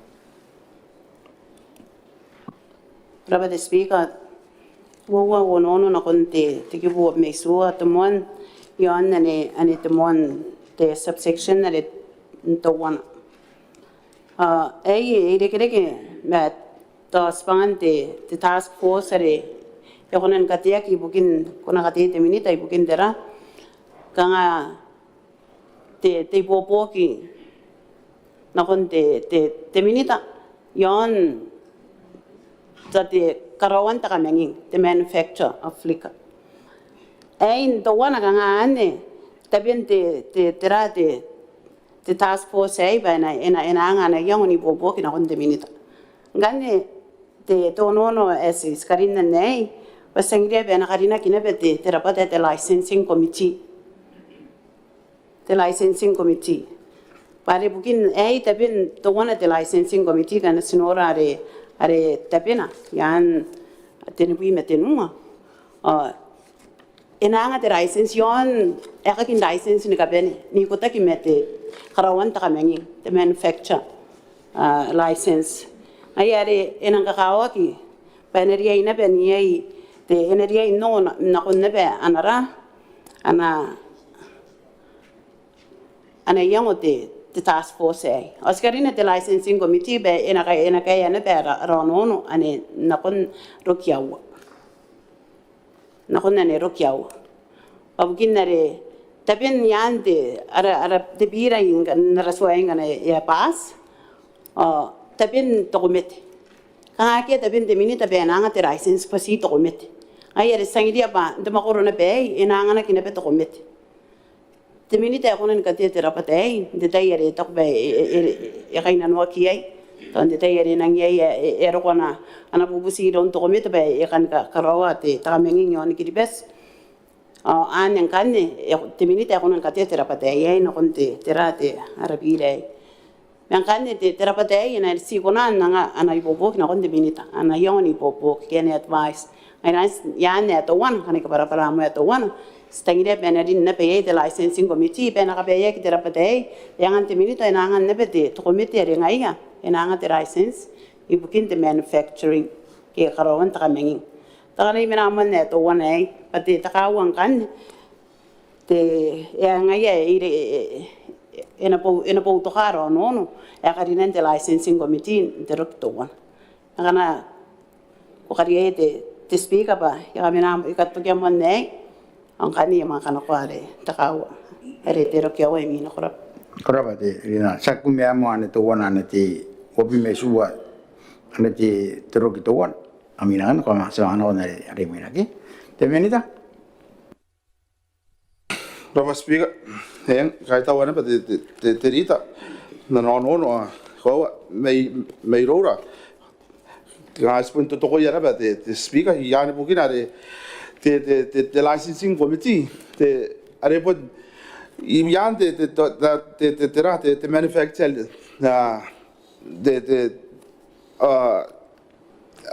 the manufacture the license mungkin ta karawan ka manging the speaker ta ba yai tapi the tax force are na rineya the minita ye the rapatayo ka ya ki konan dinia ki kain na ki ka ke ana pon dinia ki amata ki yei ka tora pe ka uya te keme tanan chemist ke ka banana ana pon nang la ai dinia ki ya kora kai ke ha ngai are sta ba sinang mo yang aroi kara sibori kamena ye kai te speaker pana advice na kon te minita ngai kan tapi upa in nakaro ta consultants in consult the cabinet pa ngai ro kanga siswai do on nare ina pun nang are nang disclose anamina na repost kana sangan te rika committee ai ro kan sa kaukia pare tapi ya nakai anang dinano ni kan ngai ra ngai ro tan naro te advice yang anaki pun the tax force ayo are ina dineya te minita ena posi advice mo na kon te minita ai minang kan ngai na kon te cabinet tirana pe bayre cabinet asas pa ko kyang kan na kon te rika committee pa enang kapatang kan ay license naron na repun kawain ay rita ko ba so mo ro the state an ay sta ko ba ayo mo kakawak as mo yung aroy yan de crop Koraba te menita iri ke kakan meroro yo anti tono no yo Ake, nakawagyan ako yung tinitan na kaitar. Kuraba the speaker, ita ko ba, te arono no ya saki one te task force SCC karina the licensing committee banga yana beneria inda angana ki te tona yung te task force me nana kaya te minita o stapo me yak tangi te minita ba to komite na ata kanwan na ana makulit te task force ena bonsina kon te minita o mayroon te minita non te cabinet o te minita mga tako ba mayroon ganit te minita na kon to komite may bon na kaya an ganya ko ko pare nga yaris mena ye yawa to kiawa pare te minita nga ya nga te license ai sa ki te licensing committee ai yaris skamena na ron nei ba ena te minita nga toy mga punti the process to one are ane ngai mete te cabinet pare tera karo yang ane ki rong ane advice task force tawala ba ipanan yan ako ina kana kan kon te cabinet may ta ko ba na kakin kai kas ka dayen ni kapusiro aron nara ara pirai pangkana yang ane kun mekina na to komite ai pangai ana nga te license ai ina nga ka penete license makana ye dot na kakin the manufacturer's license yaki kokurua ki yan te ki pore te ni metenu papundi ka ben yang gero na ba e tangire te minita ba enerien nokoro aron tera kawain te tokoro kamengin o erien no sinaben na ron spangan to komete ke ba na si yan ari tumuan license ta na ki yang ba enerien nanon te minita angai ras ka te ene ben kamena pare te terapate te licensing committee yes pare the task force sa de bandai tan de pekau ye mete the licensing committee kaina irang toina nang tapanga kiriki nakon kaina na task force te minita are yaki sa de bandai kaina pa yabon nakon te minita me irang kakawag pare ye terapata yasan no mekina ki ante swai pa ay ana the license ay restangria pa inang punang ana ben ka ben license naron na pun makorong kai ngay riskangas kana korawa ale ten wi mete nuwa me ay wa me swai nari au ngare pa sonia te minita ba ena pun anga te license ai to komete meterang kanne anga yare ena ongo te license to komete ai ena kapongana ana divorce kiana ana yoni popoki the task force arena task force te minita ana to tera ana mene te minita non task force to te divorce an kana yairik banana kan karina an kanne pun nakonte the process meriai yande gangara suwa ganga skadayen kana oroye na pe metenu bi metenu mere ya karina kingai te licensing committee ana ipo si te minita net mai sawana kan wante rono no mon ane to wan so to wan Kuraba delida asan te pa no te delida gaider yo no wo mesua teruk akena no ye ke ganga yen ke o ke ganga se akena no ye o ke ai no koia ke sana kon nane ano amono riga na to ane yon na ban te litan ta kaiter ko me sua to kinane awo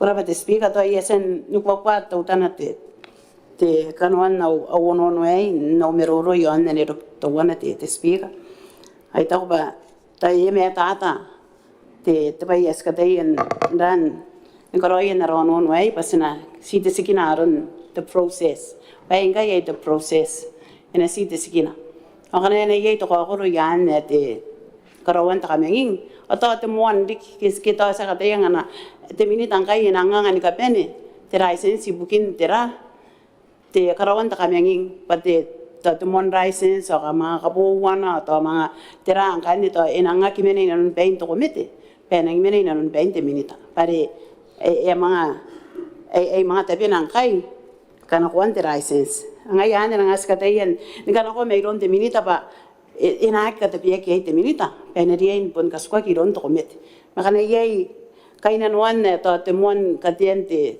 to te akan kadikira ke ai enerian dinanon te cabinet san pon to pai to wan mesis katayen nakika katabi te minita enang karawa tabi to komite kana kuan te license pai to ban ta isi ko kana ko anara to banana the application hari to iro irun to komite ta nerien ko ka tera te bubusi bukin the license in karon ta kamyangin nakon te minita imay na kanako anara ana bebeir ayar skadayan karina os karina na ben ronon way nare te akanare to komite ngaya to komite enanga te license bukin karawan ta kamyangin ngakapuna kuana kapan te nani me sakano ko mayroon te minita me ena karaway men kabunganan na be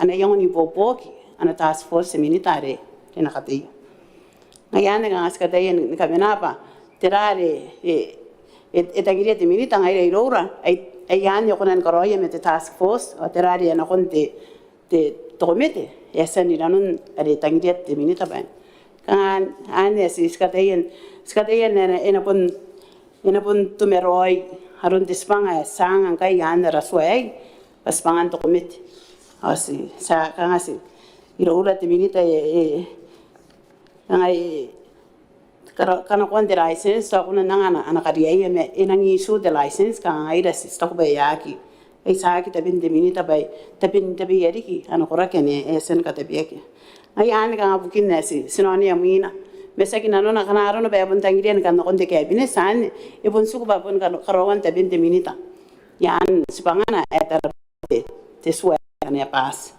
me the issuance of license ai rore ena kaspuan kon to komit ta singa yan ta bon meta ta sabusi ta bekan na rono Korapati dalilan da kaida de minita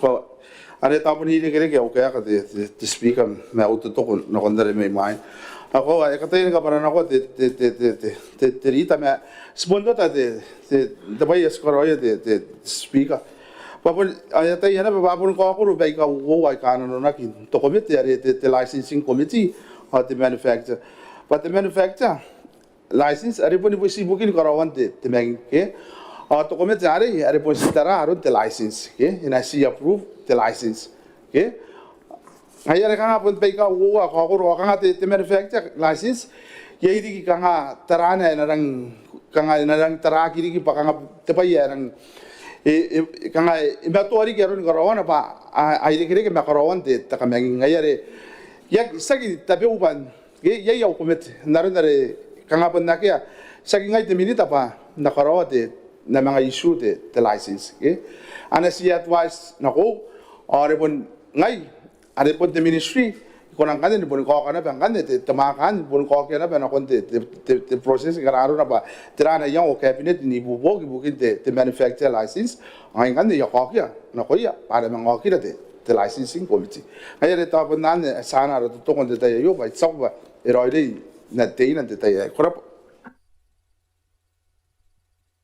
Korapati minita yeri ka kan meruro yan di tunon. Okay, ako kan noem dalilan da kaida. Korapati speaker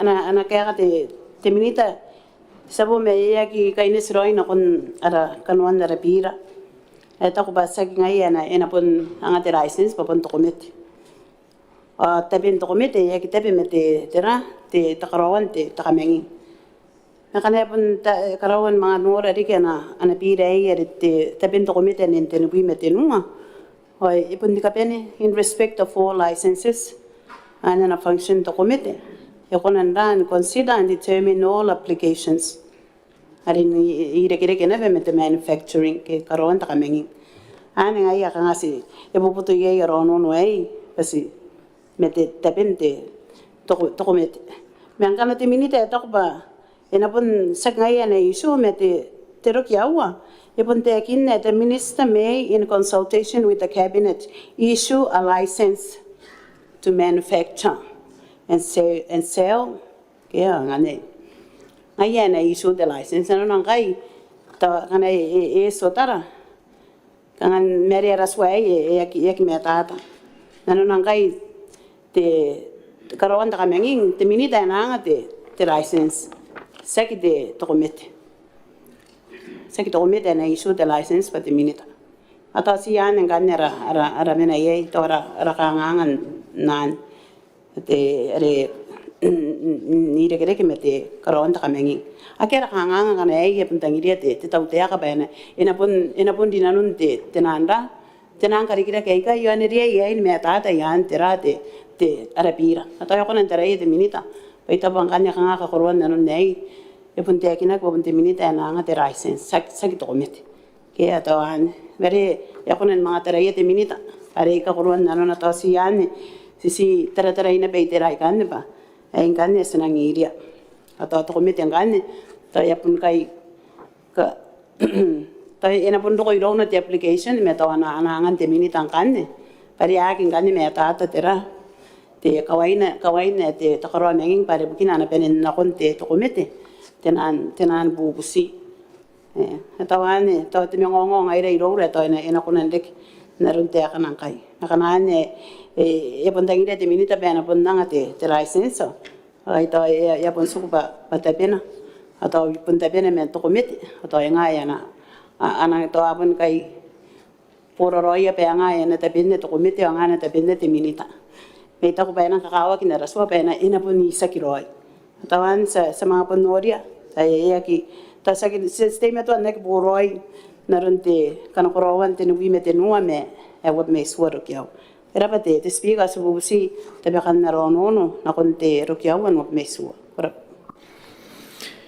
Koraba te litan writer, sa te paka dono naron nani jan te kibon wo bi mai su watero kyau kan. Ake ana no dono no ka yeng ake ak ka saki. Ake ana no ye? Ake ak? Aya ki busmaya ki mo dono no an ende te yo. Sa no kan ye age ki ka kan kote jan te kibon kita te moran wo bi mai suan. Ake nakanakuha to kasi nono yan pati makoro wab mesua yon de bira na di baka non de bira ke ale ke nono ye ke kangayeng ake kangay sak ake nono ye ake no koya ake nono ye wab me wanua wab merwewa teme bui ye kakan mero yon kiboy kai aya de nora am taura de satia kornek me taptu emang or terakap tefinga. Ora bara ro speaker na karau te ina gine gine ke mete ta te no no ke te tsua me ro kina ke yo me ta sina pun bubusi ina gine ke mete ka hawta na ro nam aramania pe yo ke amania pe yo te ro speaker startera ara puki ai do to pun te 12 romance me sta bu me sakanda kin woria to Quran digere ke mete taura ia tayo kaya kura ke to taura ari ke rang sono ko me yora me sina bubusi kana ia yakana te ana in ko ko na ro ni kanda to na mai na ko kai ki kapun kada ye kata merwan te yok to kana sa kai mai mina met era ai kogi yaki tikiro am rare am bogin de do take ngai ya ta ya usia te ora ka bana kata yerin dare nta ko emete na to wanane ane yang eko yari ati de ko siya iya karo te kaya mo sa kakayangan yang ora ri ora ba sinakatin kakayangan yai kakan maruri gande terari te makora kaisan tekin nai kai nganake anang kana ko di kosno yon oro bimawanu merwewa tinibui anati pakanuan tibira ake ano ye ke kanga yeng o ke kanga isak ake ano ye o ke eno ko ya ke ano ye tenibi metawon inora monono de litan traitor tenibi metawon litan traitor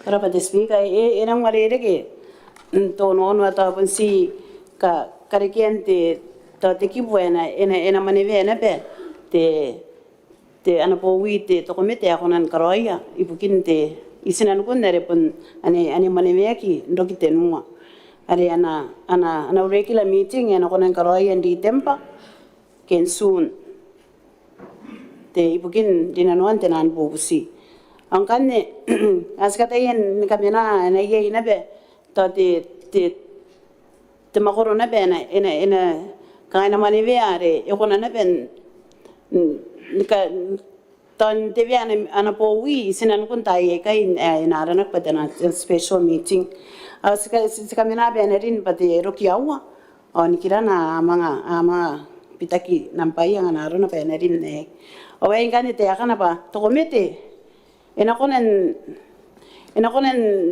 te viana po wi ay ka araka yon nakana awasin tenua ibukin dori na nuan tenan pubusi ay ka asparo ke ibukin diki pai ka erang kataviek ere kaina noki meiron te to komete anen kan yawa pakana sinakon ayawa po ngana sinakon ni kai ere wanua pare ye ete akina ka to komete kona anda nika karawana ana po wi bukin tenan late applications angai rei rora le to ena ye ena bene mai mo pa ena para parare kona ana awe ngani bukina ke to ye ya ka mai ngaki na pe no mo kan siante si ara no de ye de speaker are to bukin tenan pupusi ka po wa pai ka kataviek ya kaina no ki isena kun tenan pong po wi kan raba de speaker Kuraba delita, de minita.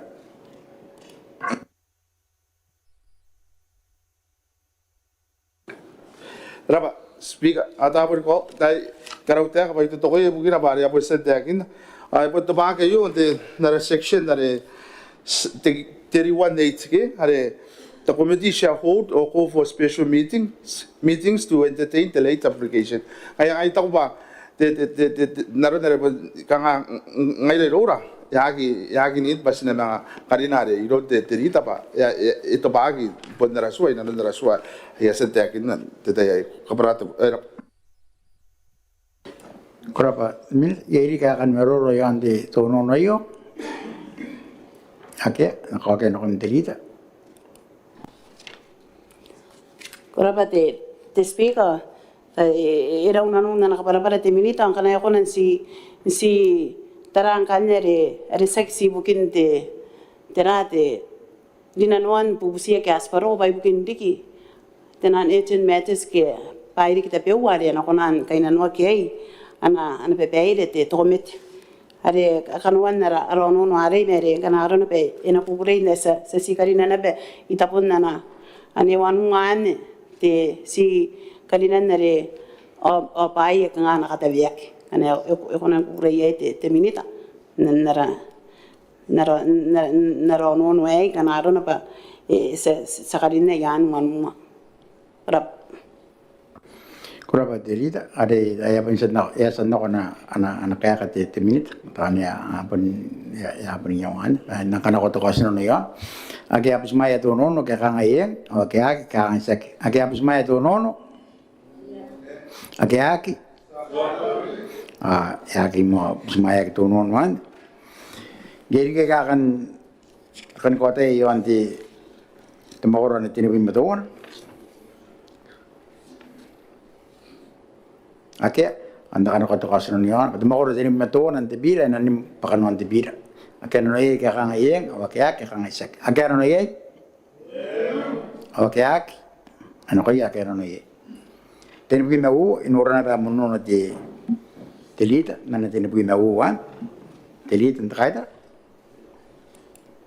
kuraba te speaker te enang warire ke te arono yon ne te wowan akanga si kana konere kaparaparan de ministry an patera pare kanga otaran te narabire ai are teknik te ministry as the ministry of culture and internal affairs mengai kana samang karin nai kai si dabo me sa tekin na ba ako ba sagi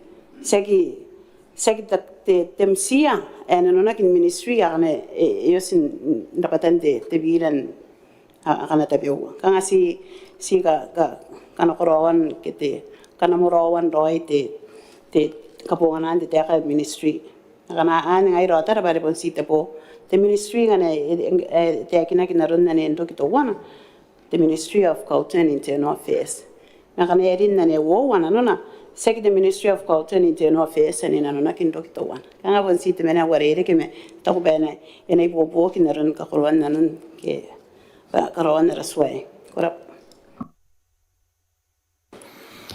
The minute?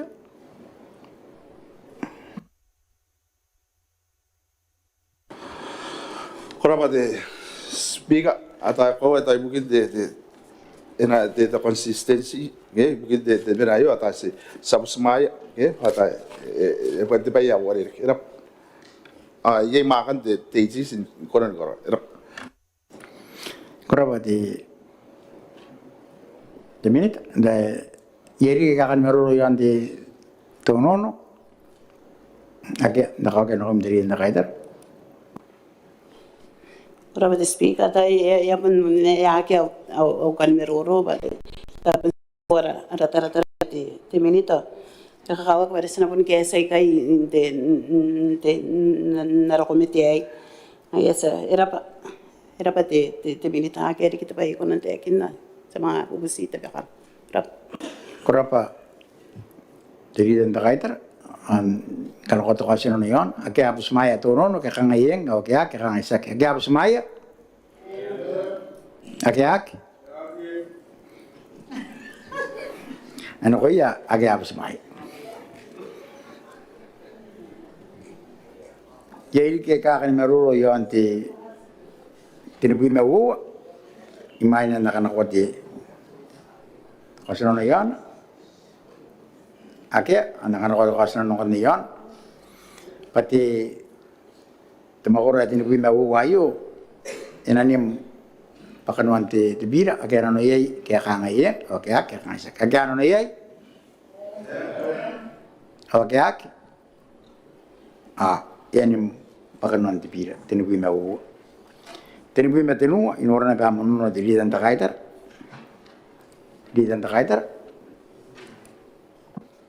tinubui menimel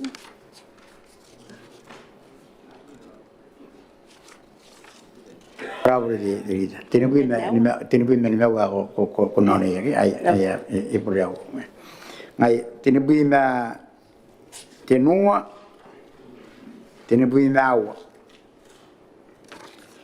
jadi kakan kata yang tinubui me tenua tinubui mau ake anak-anak kota kasino ni makura tinubui me tenua tinubui mau ananim bakan wanti tibir ake ano ni ke kangayeng o ke ake kangaysa ake ano ni o ke ake ako yake ano ni tinubui me mau tilihan takaitar ya yang mono ya korapa the speaker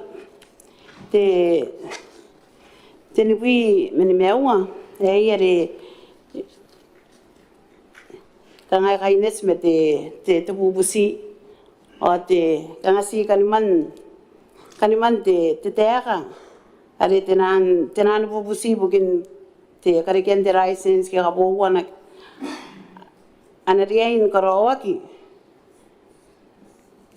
yon the form ay ganera ara kalindin anariain karawaki yon the form ani yosi setura to wana o setura to wana arenkai setura awa mestangiri anabe narono no ay be ina mga pitaki nambana no konto wana away bukina re kanga rimon nosin de bira te akan de form sakatayin nikakaya pa form are tos te enga te form kana no nak askatayin nikabina te are nawa setura to wana ay tangi ay te akan te application form bukin delika business arin kabene tenan license Ang yan kan kasi skatayin ko tayo na ron tinan setura.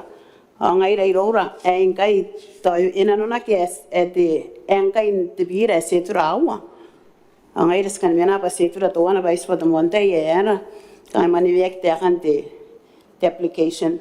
Sa kan karin na ina karawaki yon the form ani yus setura to wana po. Kana ina metat skadayan kakaya pa ipakaya mena yan tumakururate na setura ikay akangan kay yatonga kite te akan the application ang ay ro ray kainis me setura awa de birang kay ayaren kay tumontay asangida bene ina me tata na beba anakangan karo kite nan bubusi ay kay onering karo ki on the form me ngaya no tarangai ngaya mena setura awang kay gaya ngaya ro no sinagarina titeaka tenan bubusi na ring karo ki on the form mena setura to wana o setura to wana sinanonna an ro no ani me yana aring kai setura awang de pira o si bubusi be no ne kina on to wana be aring kai nes metekipu tene women meawa angkane yan nebe titeaka ne yan setura to wana ro no ale form 1 ena korea kinkanne in the roki section 35 penospa eraines me te mogoron de birara the form ani yosan kanara na be me ta te speaker pan kan wana ronon na kon te kibuta ni women meawo kora ba te speaker sa bobusita pe kan Kuraba de lidan da kaitara te minita Habarabure si to ko yana ba de tono de speaker. Yani bugin are poniai ane apo naron te taka de prescribed forms. Ane apane yan te swa ke naron na forms angana apane naron te swa yo. Apo na takina ba antaya ka ke naron kana te application ke apo na taya ra tan maguri. Agi ko na ni mengo mengai pare kana ta te naron na re mare te rita. Ngai si sebenarnya ta sekoran karena te bukin te transfer the license ke akan apa ni form akan karena ani mungkin nara schedule nara suayo ano kan kai si nara ite akin prescribed forms akan asan dim para schedule nara forms nara suayo ayare ilora sebenarnya te be ay naronak inte taitowana ilo ya tawara customer sa ke akan dokon kare ke ya license ni deran license akan ako ngaya mo ande de speak prop yeri kaya kan meroro yan tonon okay nakakem dilidan da kaitara kora pa te speaker ta area ke pa session nka viniara ara yang te ai roren kana korawan diki ate ara makoro ai oriki nika ines mere te to setura awan te bira pare kanga notara naron de nan setura riain ni ai makoron te bira na kaines na koina pa ena kapungan aki yan makoron te bira ra o setura awa kanga sakin ang noria pa yaki yung ta kana to sanang metaki me sakin ora manivena yan tera yan ra pire to kana mga punpokira ngayon ipon na kinabe makoro te makoro ane kite section are kainis mga ya setura awa era pa te speak pa ye me tata na peiron te minita ta si te bayan ang kawaki ibugin karawan na araswa pa ana kainis roy kanete yakina kitera ko kuna konsetura ya pon na te yana ben na konsetura ay kaskata yan kakaya te tangai rei rora te ena era na me tata nga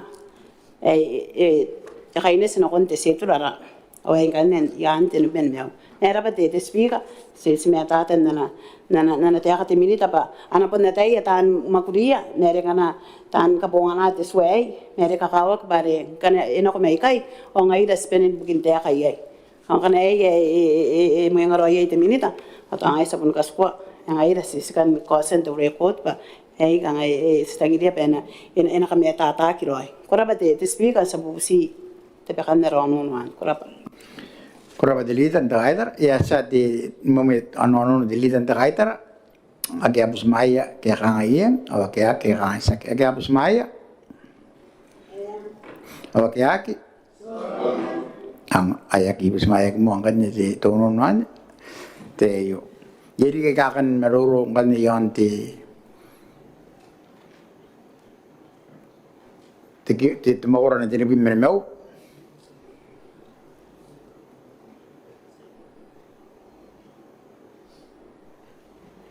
Ake anak-anak kota kasin na yon tumawara na tinibim mermau ina nimba kanon ti bira. Ake ano ye kakangayeng ake kangasak. Ake ano ye? Ake ay nako ya ake ano ye. Tinibim merua, tinibim mesua, tinibim mewanua. Sira ko nara makurukan, ikakan meruroyay.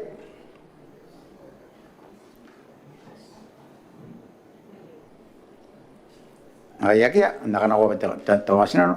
Makurukan na tinibui manuwa, tinibui mesua, tinibui mawanua, ananim pakanuan tibira. Kaya ano yay kaya kangayeng, kaya kangasak. Kaya ano yay? O kaya ano kaya ano yay?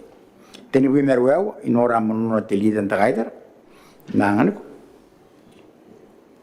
Para the speaker warere kara ronono pasi kanga oniente te kare OYC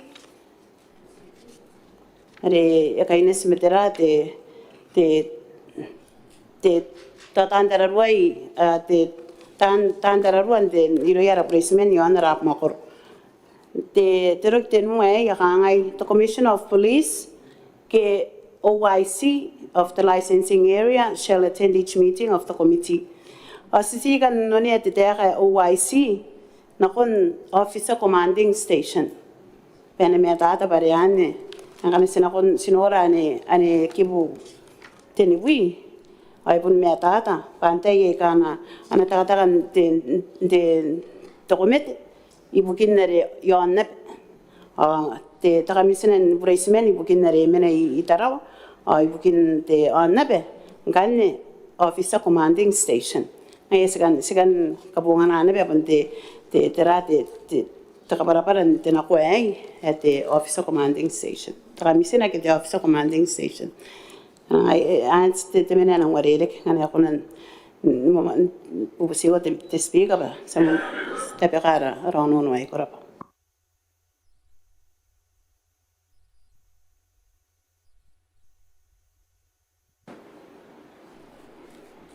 Dimit.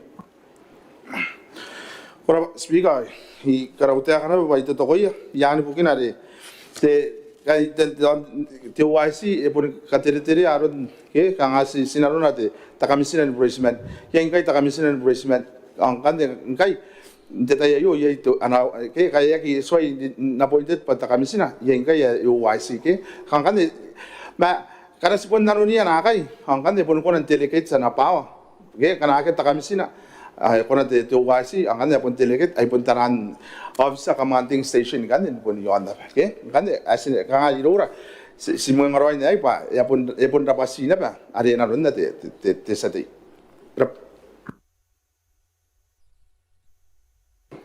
Jadi kakan meroro donono awaya ke nakake na kuntilitan takaitar.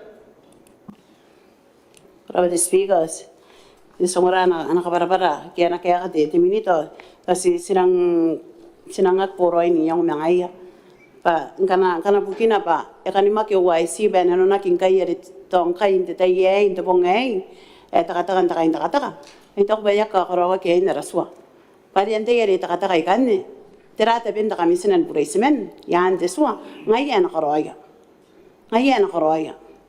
asakite sagi yaki kanga yaki ginaki ariante yani era to yunui pantesua enang pun suru roi pati tera kente tapena ita ngairan notara to nana ki pena no active YC of the licensing area ngai ira irora to nana kerete te OCS ngai skan no nei ba takamisina ke na OCS rengai takatakan to komete anaria inda nira te powin ka to tai ka sa me ka be ki ande bi rei pa na ki dei su ana rei ni ri ayere ta kamisina ke ana OCS re yon ne be ayere sko ka te taratara no kon ki buteni bui pantai ka into komete ai awan en kan ne ka ngasi sinan ka wa kin ka yaki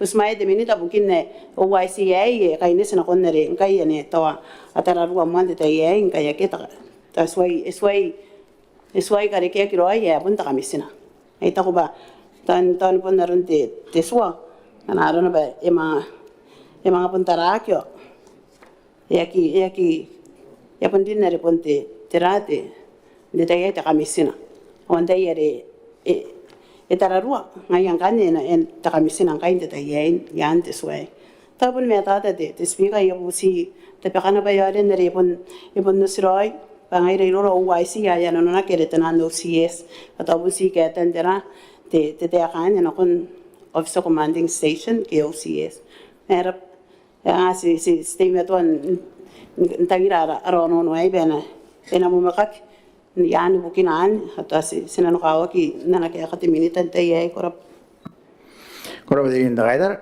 esa ni mumati to non no narondari yakin de trita gaidar ake apus maya ka yen o ke ake ka isaki ake apus maya ake aki ay mo apus maya ti to non wan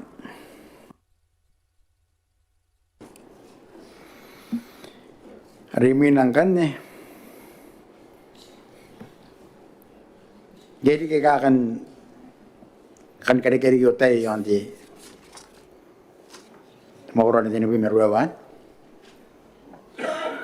akia nangana ko to kasan no yon di mauran ini merwaw pada mauran ini bi merwaw enanim bakan wan di birayo akia apus maya ke kangayen o akia kangaisa akia apus maya o akia ano kaya akia apus maya sanongan ni abui aye na ramono de lidan traida ai noria nangan ko de ayo korama de speaker ndai ani esen ke aga de kanga pitakin de nampan de nan setura ke vere ye yere sesen kaminan nerte temon ayare tawai setura temon no no are sinonia te arante setura tuana kon setura wo e kaines mera mon no no re ek pusmayak na kaya ki pa ingan ne ane temon nan ita ko bani ta wo wa kanga sisikan bubusiba kana puntarai ari ki minita pa te makoron te bira ari kaines me setura tuana kanga ira irora ani abui pa pon manivek yan nabui ari kuro ki tuana ari te forme na kapuana aki akanan setura to wan ai ari arono non kanya ne takawowa to ya ari esen nakari aka kale temon ate ari takawowa ari onien ne the bracket and section 41 na kon section 40 pena kainis roi me kanon te makoron te bira ari ire kede ke met te setura to wan na rapire korabate speaker minita Era mas biga esa ri siya po sa to ko yon rin may mai ang kan ngai rora sabon na kiri to ko yo bai rora ya pon ka mango ri kanwan na ares ke to ai bin de dai ngai ya po sa to ko na ban na kon era crowd min yeri ke kan ko yang yanti to no yo antaran nakia nako ke no ndiri nda kaita ora de speaker ta ate ane no enora ne makurwa ki buabi te minita ane ro kito wana pare nang ne tata ai kaine sinakon the form ane de setura to wana kanga ki mani ven setura to wana de ki wani api me to wana ai ara ngas ka dai ran ni kapo roi ba kotara ane api rokito wana akangai kona kapo wana de form setura to wana ai are sa mga nora setura to wana e mga punte makuro to wana e makuro yai pa api me to wana ai ra ngai re ro to yai te burente tai bin nei ai eskesa no kon napui aki te akan setura to wana napui me to wana ari esen nak kariya te minita bukin nare takba ya kami ngongo sa kate ya patira ya kami ngongo na yunien nei na kun abui pena pun ka kaya roi na nun ani abui yan te akan te bira ani te kipu abui asinang nano kawaking kay ya tak ba ya kami ngongoro no no ito yes ya kami ngongo ari te muan ari ya kita bekia pare asen ta kami ngongo an ari ekitakin nampan te na setra ito ba irang kawak pa na pun kainis roy may kipun te bira ari kainis na kun setra tawan ay asen nano kawak ay sa bubusi ta kan ron no ay te speak kurap kurapa diri na kaitar san mo tono naron na dito ita pike diri na kaitar ake ano ye ke kang iyeng ake kang sak ake ano ye ake yaki na pa pusmaya ke ane ye ke kakan maruro yon abui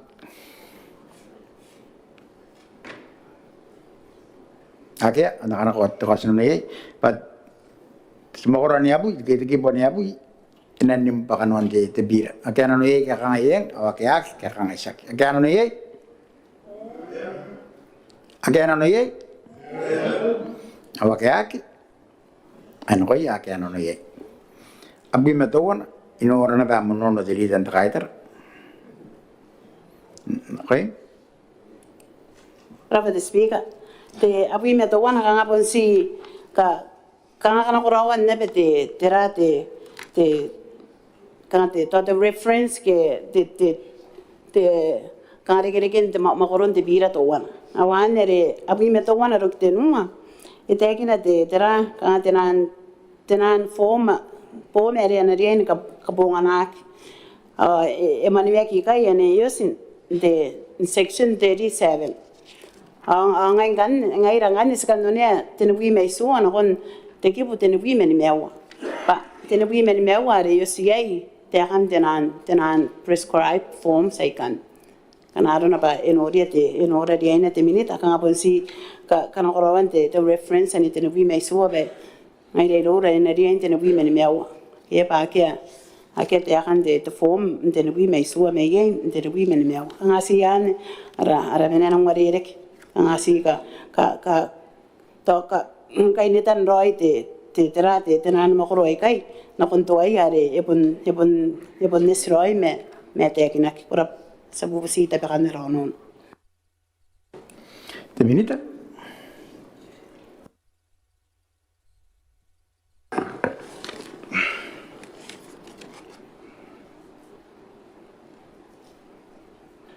ai era pa de speaker yang kangai karautea kana pa no konte to no no yo de speaker pas to koya yani bukina de ayo kangate de to no no kanga po si de reference ke da es na ronda de akinda de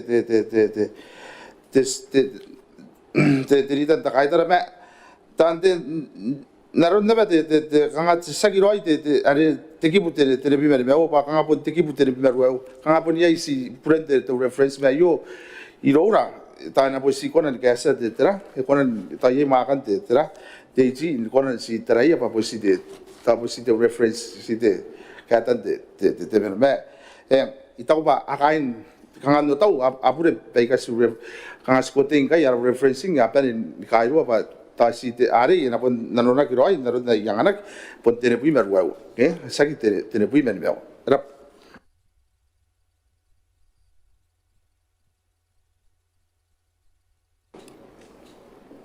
ay yeri ke kakan maroro yon de makoran anete abi matawana awake ako no mdiri na kaida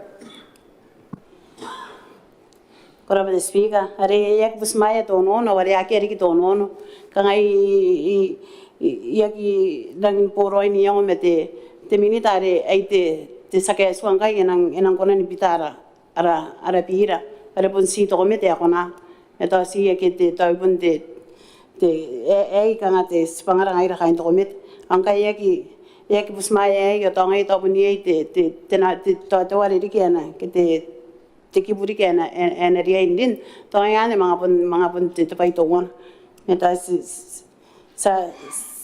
sa busmaya ana tutok pare yaki Taya kinabe, tora ono na be yipon kainis meri ramon ronun te seturanga yare tayo kona na be nyongongo warara reference binda recession none ari anko ena monus setura to wana yante ne wi meni mew ayare sina si kaira na konte ne wi meni mew yanta kanta ne ngan ay irapate te speaker sabu busi mamakan na rono ibukin nakon abi met to wana rokten mo Koraba dilidan da kaitar.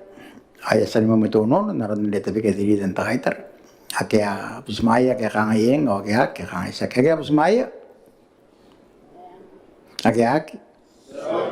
Yaki pusmaya kiti. Tonon wan. Geri ka kani meroro yo anda pui metowana. Akani kana ko aya sisiraki ke ya khota. Akea nakana ko to kasno yon. Akea jadi abu metowana ena te pakanwan te bira akera no ye ka ngayeng akiak ka ngaisak akera no ye akiak ena ko ya akera no ye ya te pakanwan te bira abu metowana abu mewa abu metenua abu mawa abu meni mawa abu mawa ye ka kan kana ko aya kota to yon makuro akana isen tekin na kan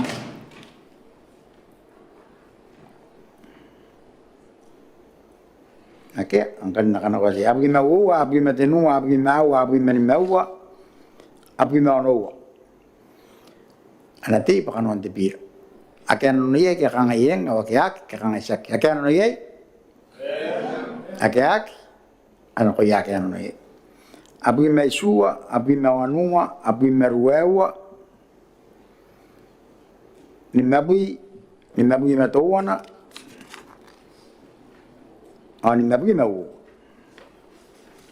Ye kakan meruru yo andai kai. Kalian tak ada?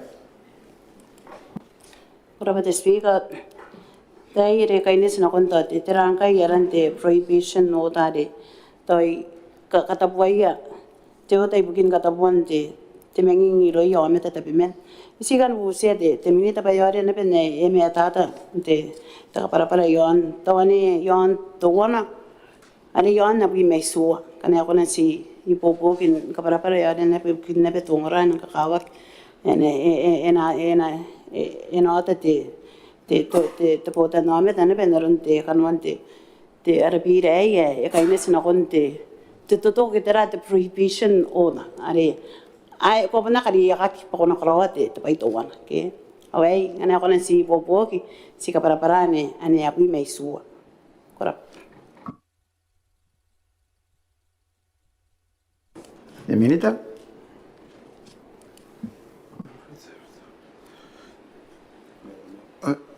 Bravo, nasi yang besar ni de terita abi maisua de iraware en alona 47 de ata iraware ko te kibuara ko 47 da kona ringi si ka ke delita. ora de spiga ngana se bubusi are ponni ka pena kanwan na bi mai suare to wana wowa tenu ro to wana ro ko ro tenu are nere to kana mena mane to wana teraro ai ai are ne io sina betera ta ka para no ia tanura ora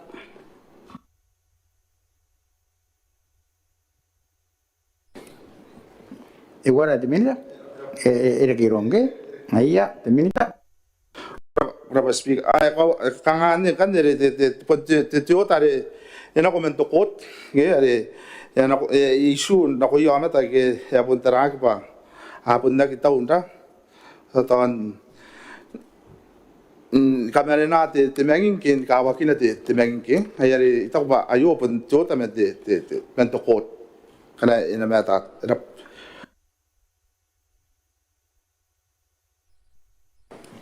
Kuraba de minita delita da kaitar. kuraba de spiga oda kawak ba andai ya ga no me tai kanne kana ko na para te tabayana na kin te te ni metangai intemperate habits tera roya kana na kin nei pai ka yo me te ya konan na ana butek te ka yo no kon ta ka bowi pana ana katabuak ina karawak ti ota ibukin te tera katabuai pana ana konen mga menging ken yai ina nun pe te menging tera roi na nun te kaya ante roi o metai kai kana konen ni bobo te minita pe ka kawa kita intera te to ko to te yai korap Te minita.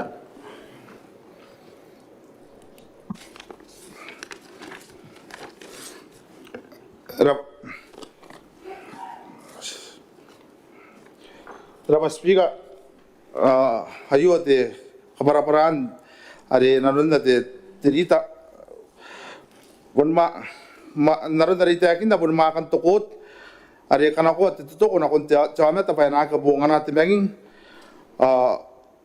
chota na pa ibuki amata haki asan tekin de pure nikakiru ke asan urwa te so are ina te terana no intemperate habits pun arang kanga amata kia yang itakwa ayo are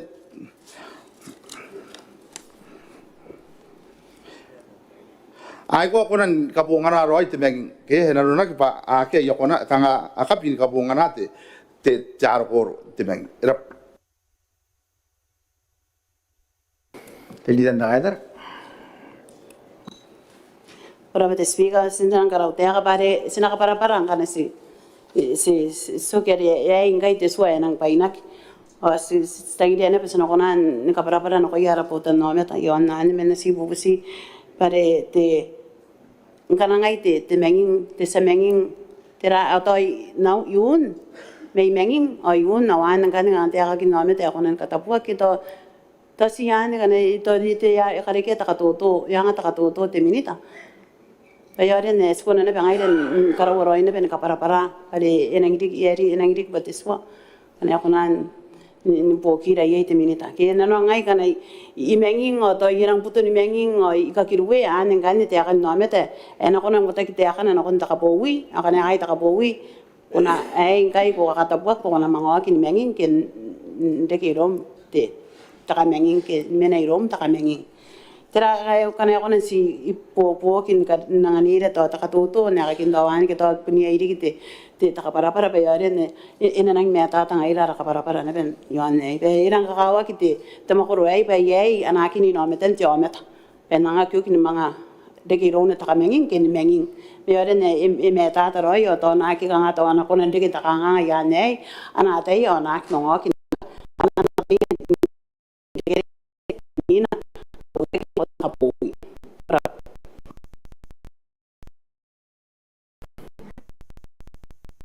the speak hatan tarun na pun te apun na tag kana ko pun kwa ko konan don control ana makuri te menging are ta ya pun kwa ko ta nakakin te apun ta ko menging ko ka kiruwe ke kana ko pun akakin ka toto akan na kanga ta ko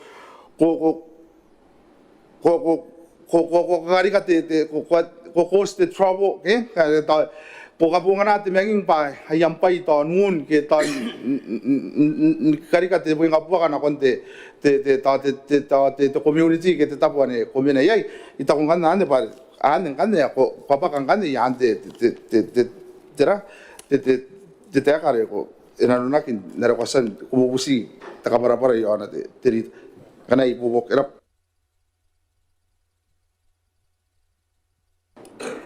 Ataya apan era utenunan nang karang ko kasan yon. Abi mawa, abi matenua, abi mawa, abi matenua, abi mawa, abi menmau. Abi manoa, abi maisua. Abi manua, abi merwau, ni nabi, ni abi matuana. On nabi mau. Ana di pa kanon di pira kaya nunay kakang iyeng, akyak, kakang isa. Kaya nunay akyak. Ano ko yakin ano yang kan turun na ni mapi matenu atelidan da kaiter para te speaker ara no na kon te kipuni metenu ya gaines mero kin meu awe ere kanga kasuwayen te KSS ibukin te sakorobok. Ata te sakorobok te MCA ke te ministry taban makuri e tararwa te swai. Kasua ngana ya karo ta bina. Ke ya ki karwa na repos seri kaina noa ki to wana te wiki mean ana po wi te enforcement team mane kanuan te ra te kibuan en mete noa. Ai na kona te sakorobok te cabinet ndande ton katete yon tangira te takapara me irona. Araono no bas tangira bena ena kamiong naki te rokiai pangaira irora iponte kangai ponte admin meta kangai ponte paie o kangai sabo me sinalokawa kingana enang irin na raswa are batera ena kangai kasuwayan te sakorobok ke te nan nako kanang kakawak basta po me kangai sa kamina pa yaki eneria intaraki roi te sakorobok te eri tararwa te suai pa nakroroi te bena kangai sabon kamina na besta po me iponaki na beroni mek te nakon te sakorobok ai rero gana punia ere punia te punani ponte tapin te sakorobok te cabinet gana punia na sakorobok to yaki nang kakaro tapi nare punia ipun kunen karo ai rero to yaki to saki karinan te so pa ipun kanuan te makurian ngana na ba ena poro ai niau ye te minita sina pusi kami unan te kipuane rokini mewan kora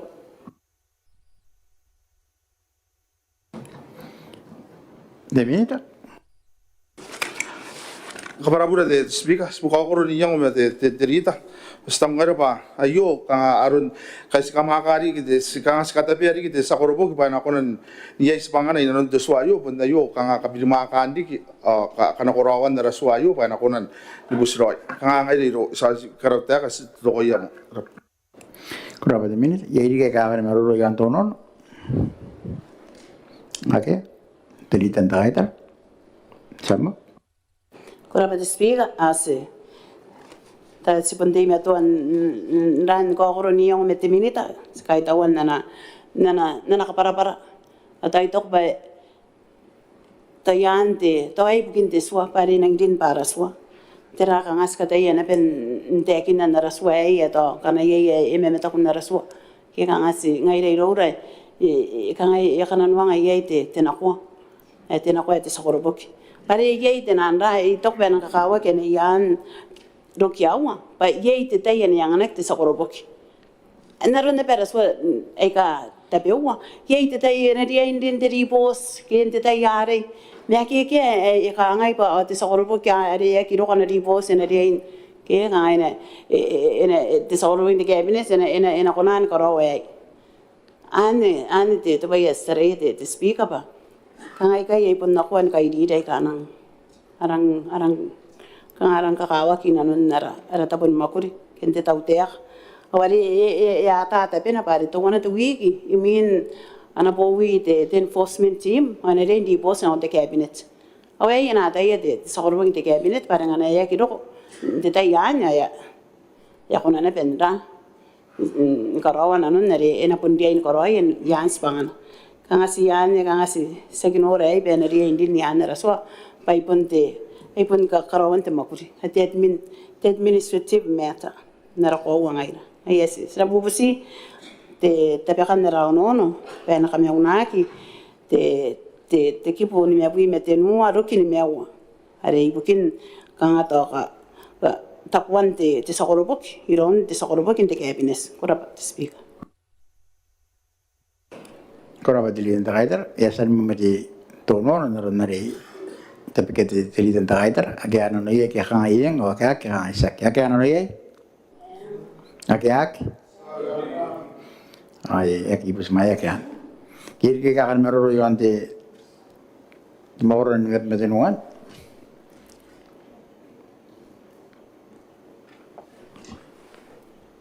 Ake ano ko kasi ngat matenuan. Ena nimbakan nanti pira. Ada yang noye kaya iyeng kaya kaya isak. Ada noye? Ak? Ako ya kaya noye. Nabi mawa, nabi mani mawa, nabi mawa, na pi mai sua na pi na wanua ye ka kan meroro yon ki buakan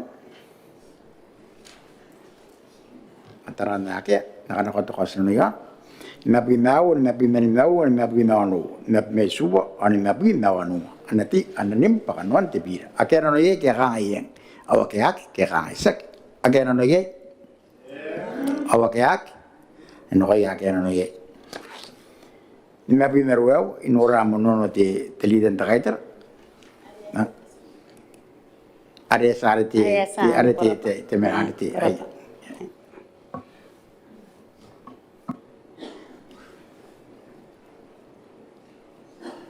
na primer weu onobui me toana onobui me u onobui me tenu onobui mau au onobui me mau ye ga kan mero yan mo ro kan itekin na kan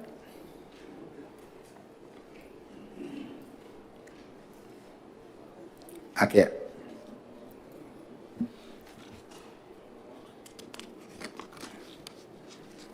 na primer huevo na primer no na primer no onobui na primer huevo onobui me toana onobui me u onobui me tenu onobui mau au onobui me mau na ti ba kan ti te bira again no ye ga kan yen Akak kang isak. Akak ano niye?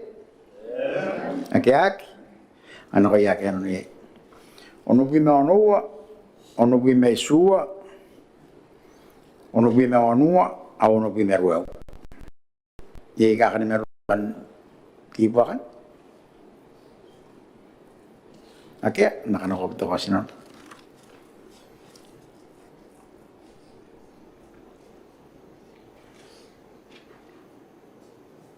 Yung kari ono bina anoa ono bina isua ono bina anua ono bina ruau nanti pakan nanti akan ono ye kang yeng oke kang isak akan ono ye ano ya akan ono ye ay sibuin kan ye yang ono ye di dia entah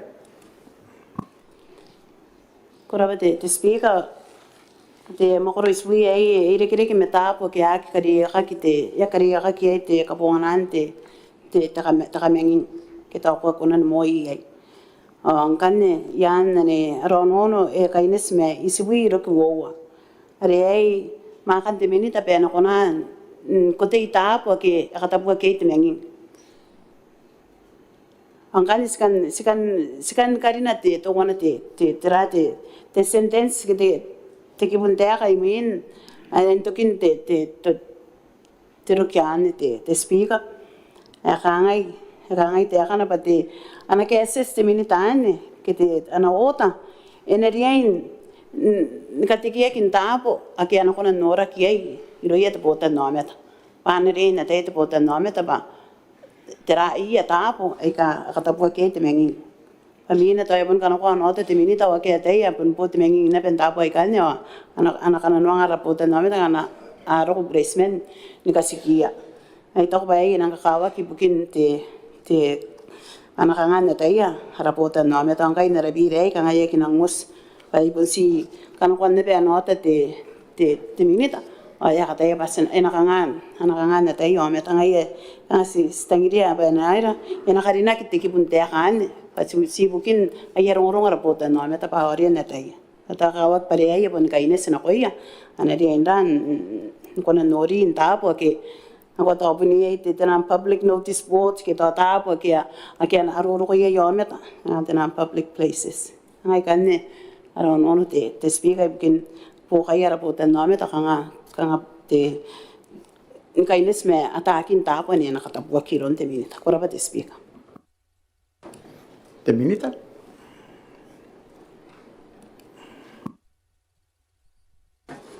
Raba speaker ko spontima to na ban to ko ya pare ayo te speaker tao ba pun makan naron na pun sante akin te rita ngai na ko ga sagi na no ba kita i declare tapo kan sa kita no pan nang kina ba katano ta pare pun yang ana ya ikon data ki meta tapo replacement ta ke ang kana ita ko bata kana ya idi ki tapo kana na konan men iro are pun iskona na ben karo te tera the regulation ke iskona na ben pun kosi tapo kan ya andara ate karawante te ansu ngaya stop pasaki si to ko mon de yo ba spon skonan pun koroy nangana stop ba pun mo koroy apun tabagi na nundara swan te prop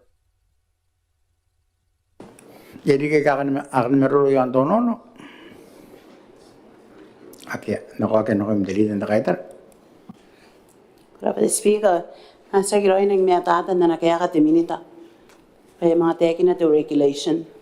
Akan na to regulation na manakangan na tayo ameta.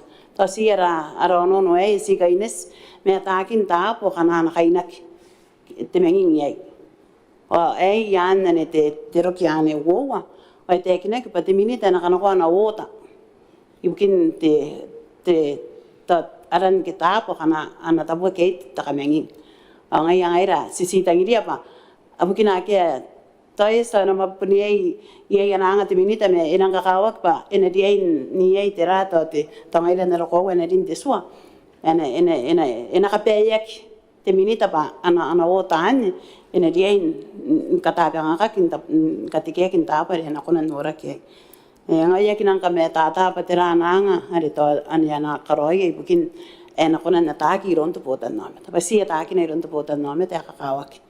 Ito, yak ko sa patiranang, si teki na to regulation. Ngayon, ito ka na, ito, inangan niya, bracemen, ang kanong bracemen na nairaan. Pari, anak bracemen na riyan na tayo, bukin, anak kami ito ate, teswa, penaki. Puti menging tapo, kanay nakatapuak yay. Ari po niya tapo, niya po makurun tira, de biran de suang hari tapo re ko akani me te tinandare te irime ai kan ne tapo ko konan menging ai naron ne tapo kina be ta ko na kwante te menging men kan ne arin tapo re na ina manwe te minita to askan de ngai be na kanga irang ba sina kanga yo sina kanga era ri pare an ngai ra ara kata meron te tere yo sabubusi mo makan aronono yo ante te kipu ani sipi roku ko ba te speak Kurapa deli dan kaitar ya san mo mito non na deta pike deli dan kaitar ake anano ye ke kanga yeng o ke ak kanga sak ake anano ye ake ak ano ko ya ke ak inano ye jadi ke kakan ko to yon isbui basa sa kumyang mo isbui ya deli dan kaitar atari yakis na kaya ka timinita me so na bubusiya pa inakangan ni kong rae te potan no meta kanwan na wota ne nanga yande ispi korap timinita ita ko ba bunia kawai inalun teswa ke hari raswa yo ita ko ba ta kana yak yo ta ye de rita ha hai teswa yo pon nang tere pon to ba ita ko ba ake ta kanga ngai bukin tawa ki un makinan de ana ta tere ri yak un makinan makan te minita ni kono ni kai ni tap me ita ko ba teswa yo kai sikana arona pa pon kai na te minita pon ye dapat akan semakuri mangaya apun ye arun kawaina ni kata nuata na kontu botan no ameta te speak ayar ita ko ba kana ta banyak yota ngai dai ora ayo te sua ai sta ko ba e potere te sua yo ba pun ye kawaina ana pun ro na ba iru te botan no ameta narun dare yasan mareveyan narun kawaina ai te akin te yo kai dora ni makuri placement ye yang ana arsena pun ko na ba ni kati taran post post tabo akhirnya ta te public te speak ayar ita ko ba sagi ko na ni pakai ida te botan no ameta te sua yo pa ita ko ba pun ye kawaina andarun na sa san maruro kinam ma digi pun ngai da na ke ai bokin mangai da bukin karawan da sua kurapa timinita okay to akerik nang kanoko te kosono yonan pa tamakurani isibui enanim pakanon te tibira akano no ye ke kanga yen okay ake kanga isak akano no ye akerik akano no ye awakeak ai no ye akano no ye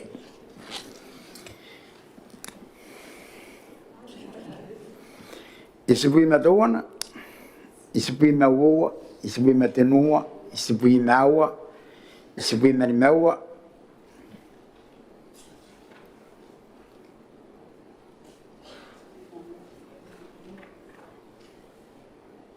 mono isipui manoa. Isipui matawana, isipui maua, isipui matenua, isipui maua, isipui marimaua. Giga kan meruru yanakan. Ake anak oto kasan yon. Isip matawana, isip maua, isip matenua, isip maua, isip marimaua, isip marimaua. Anati pakanuan di bir. Ake anu ye kakayeng, ake kakaisak. Ake anu ye, ake anu ye ake anu ye. Isip maua. Inora na ba mono di lidan takaitar na ano ko. Pero desfiga ina be esana beron. Konang dara pa de are maurun na bere kang ate te seven tare. Korara. Korabure de lida ya ko ya pun saro na yogi. Ang ida sa mga kumayan. Sana kun sibi na nowa. Sibi na isuwa. Isipi na wanua, isipi na ruawa, wanipu ya wanipu matawana. Ika kan merulu ya nayo.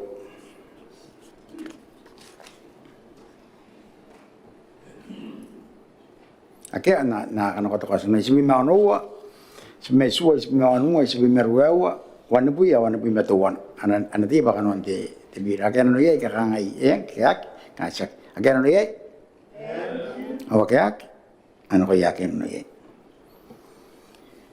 wanu pui ma uwa wanu pui ma tenua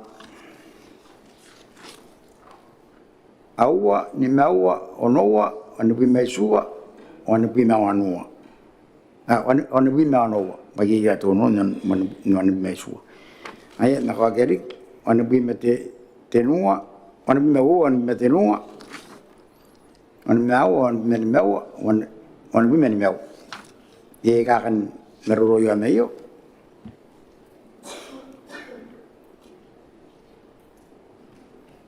ake anak ko to kasen yon wana bi mawo wana mate tenua wana bi mawo wana bi mani mawo awan pinano anati pakanon ti bir agan re gaeng o ga ga sak agan re o ga an ro ya kan ne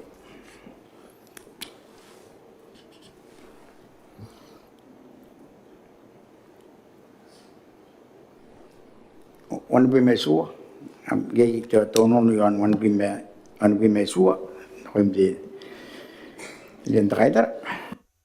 Desfiga ya pun kan pen bai si wo wari ki mina. Ay yare kainis me makan de minita ni kaini tap. Wan bi mesu. Ang kan yare ndo kito wana. Are ite kina ki para ki makan de minita ay. Are kunan kanaya punta ko ba area ya kunan ni kaina te tapo ya sa nangana kara license.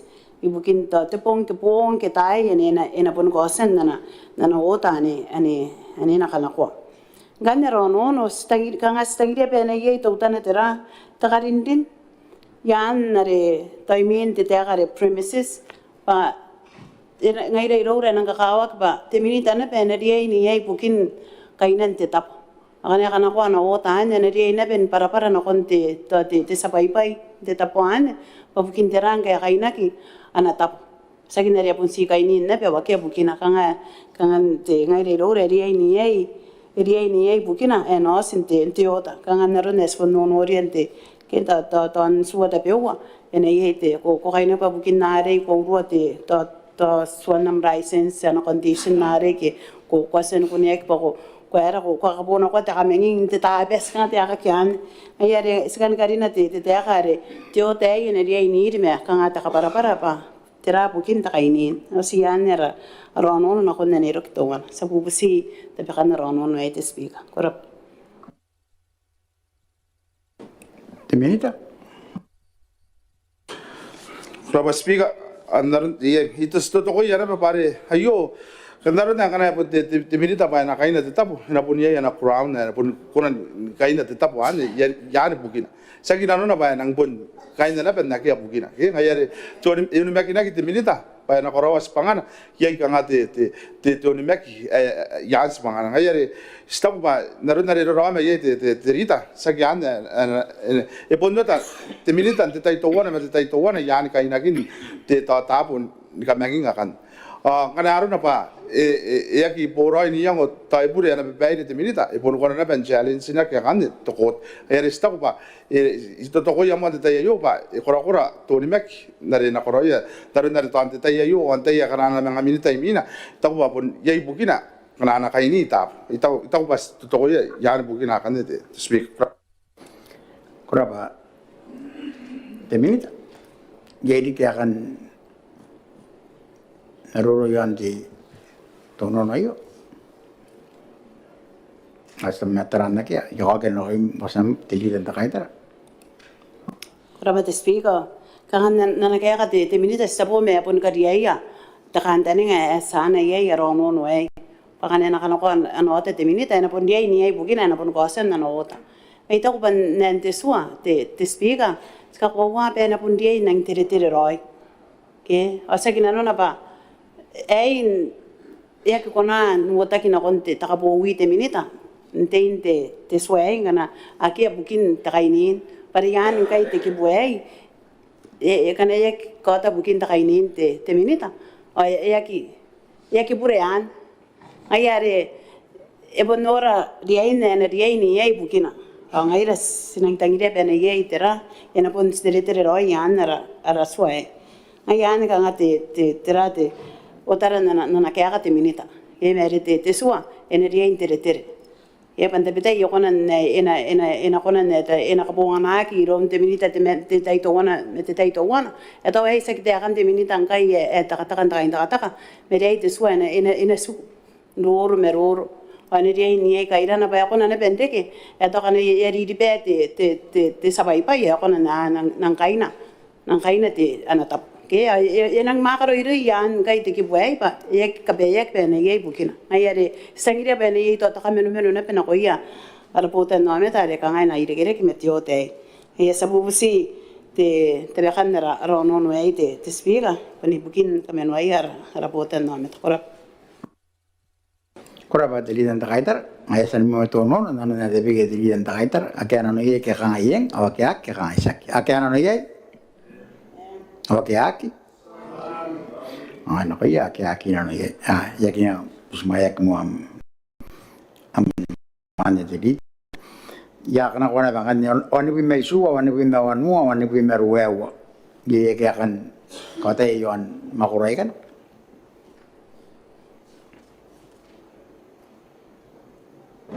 Akia nakanakuan kan wani wi mai suwa wani wi mawanua wani wi merweu ana ti baka non debil akia no ye ke kanga yen o ke ak ke kanga sa ke no ye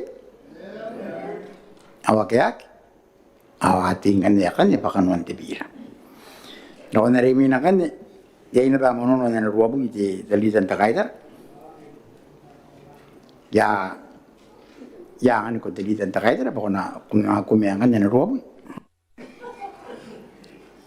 Kuraba te speaker tawai tai yakan busa bare yakan nes me kangara arono pitakin to nampan na setura de yasan na kare yare mai maina te minita anan kanne ai kai ganne apon ire kire kene pem ruabu ai yapon ire kire kene pem ai kanne te speaker o ka kanga kalinan terate anin to wana an resina angwa resina sinone are setura to wana kaina kon setura tenu mere tawani mengongo ye te minita bukinari agi begi tenan war mere esen na kariya ya ke mai na no ya ke make sense nganyara ara no ane te speaker ne yana ne ruabi ye ya busa ora aya buta mo ane ye di ka kan naruro yon ayo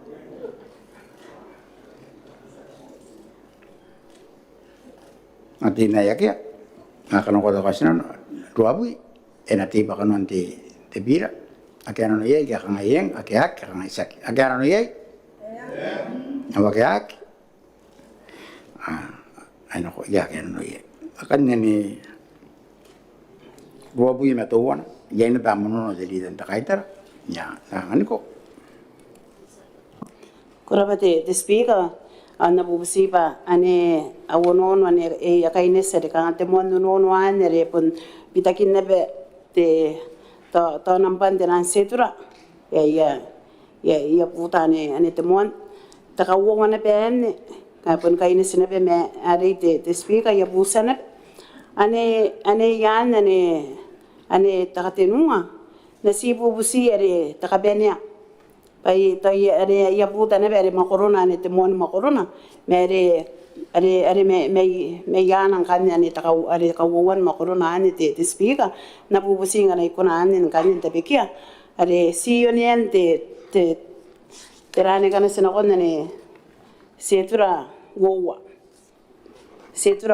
kai o ye e makoro section 89 makane se na kon nora section 89 Pai te akan tenan fees o section 89 ite akina the registry ngai rora to e ponte tai takai ruan taipi asi stako ba ruabi me to wana ne pon ka ngai fees ke tu atau ikan ne ngai e sisi tangira ganne rono no ane pa sina te bikia ade te namba ne the brackets yan setra wowa ena ne kere wana vi me ruaiwa na kon ruabi me to wana ena kai ne sroi me makoron na rapira ayon te fees koraba te speaker sa te bekaro no e koraba te lidan ta kaitar ko busi ya kana uwa kana meyeta awasu isu ko na to wana am amono no ane ke ngai te meta da pai ya wari ya busmai era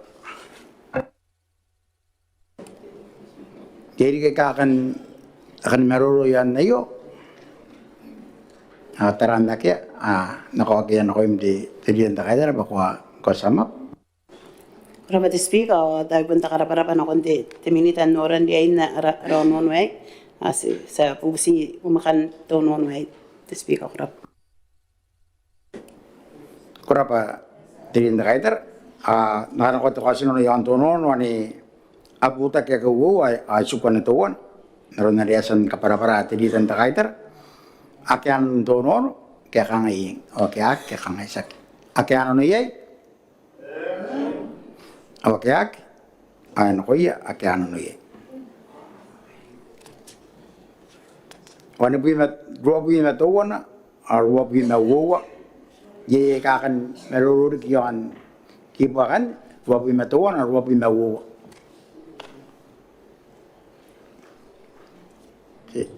ye yam menati yan nakan amonon nan ruabi na tinu ye kakan merur yan ruabi na to wana ruabi na wowa ake anak-anak ko to kasi no yan ruabi na to wana ruabi na wowa na tipa kanuan tibira ari ano no ye kaya kangayen o kaya kangisak ake ano no ye awakeak ay na ko ya kaya ano no ye ruabi na tinu inorang kanya mono de minita na nangan ko de minitan de honorable Harry Tekais Kuraba speaker ata ay bon nako bene na ben no ina ko de kanga po si karinan de karinan de kanga te pun kanwan na ba te maruro ina de mon wara kan te bira yo yaon ka te marua pa na yang wak ba kanga ina primaka ke kanga ina te na rasua yo asa karinan kan de kanga te spot fine na ro na re I wasa pa to no de speaker ke ita ko ba ani karin na ikan de lau kantani ngare ya posan ro ko no rom ya penina bang kan mga to remaining sections sa mga penina ben renumbered kan de momon dika ya busi kame ngotakin nau no yo payangan ko na ndege te ya ren kana haruna pa ko urwa te swan te muantai kwa ngana kina pa te fine the spot on the spot fine takawuantay ko nga nakinap takatenua ko nga nakinap ata kana ko apon na kimius ang kano ko wataki na kontokot pa ya tarari mina ang apon siyan de tono no te speak korap Kurapa te minita.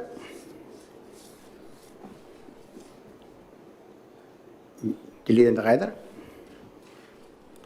Koraba te speaker si subus maya no te minita be ko wei pun kanuan tera te meroro yon te pira toka noren te meruan ne betera te kaponganan te bai te spot fine sa to tai kai yes sa usmaya na no ye te minita karinya kurap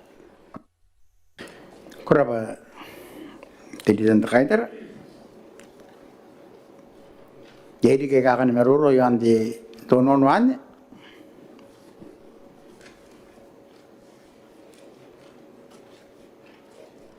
Oke ya kia. Nakata ko kasi noon yan. Ake apis maya to tonon kaya kang iyeng o kaya kang isak.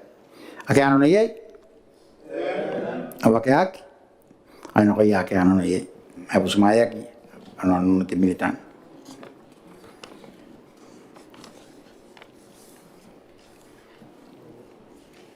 Rob met een honger, rob je mouwen. Rob met een mouwen, rob met een oog. Jadi kayak akan meruro yon kiwa kan.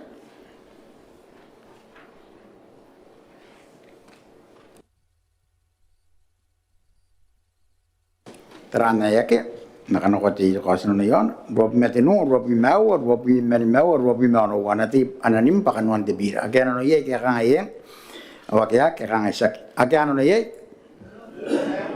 Awakeak. Ano kaya ake ano na ye? Ang kanyan niya pun kabukungan kanyan. Sinana kong kanyan kon narimil. Aranti bira ane kimoto to. Aranti bakan pa aranti bira. Ake ano na ye kang ayen? Awakeak kang isak. Ake ano na ye? Akeak. Ano kaya ano na ye? Awaran te bira ari ana urik. Enanim pak aran te bira.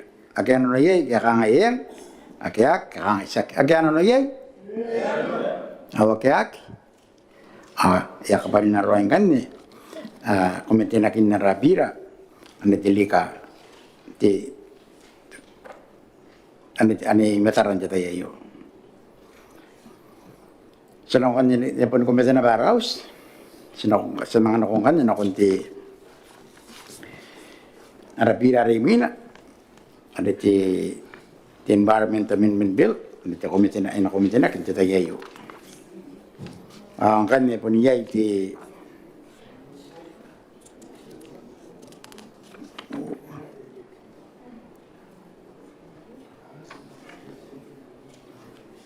wala lagi makurun na arabira yo.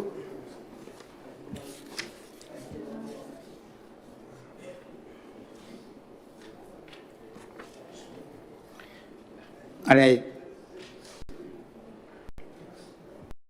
makuro wawa ngi kakan meruro yan makuro wawa. Akia makuro wawa inanim pakanuan di bira. Akia ano ye kaya kang ayeng, akia kang isak. Akia ano ye? Akia ano kaya kaya ano ye? Tenua ye inora tonon na tenua. Ngaya dilitan takaitar. Kuno ni ana tenua. Asak para berarti minita ke? Hah?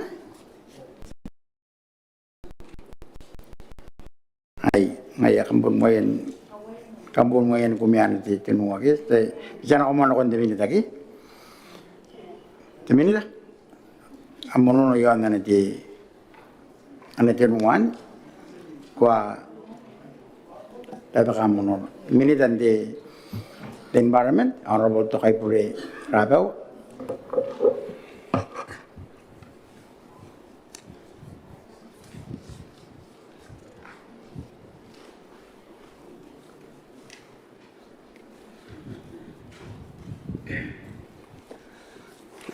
Te bravo honorable speaker te tono no yon te nua ke au.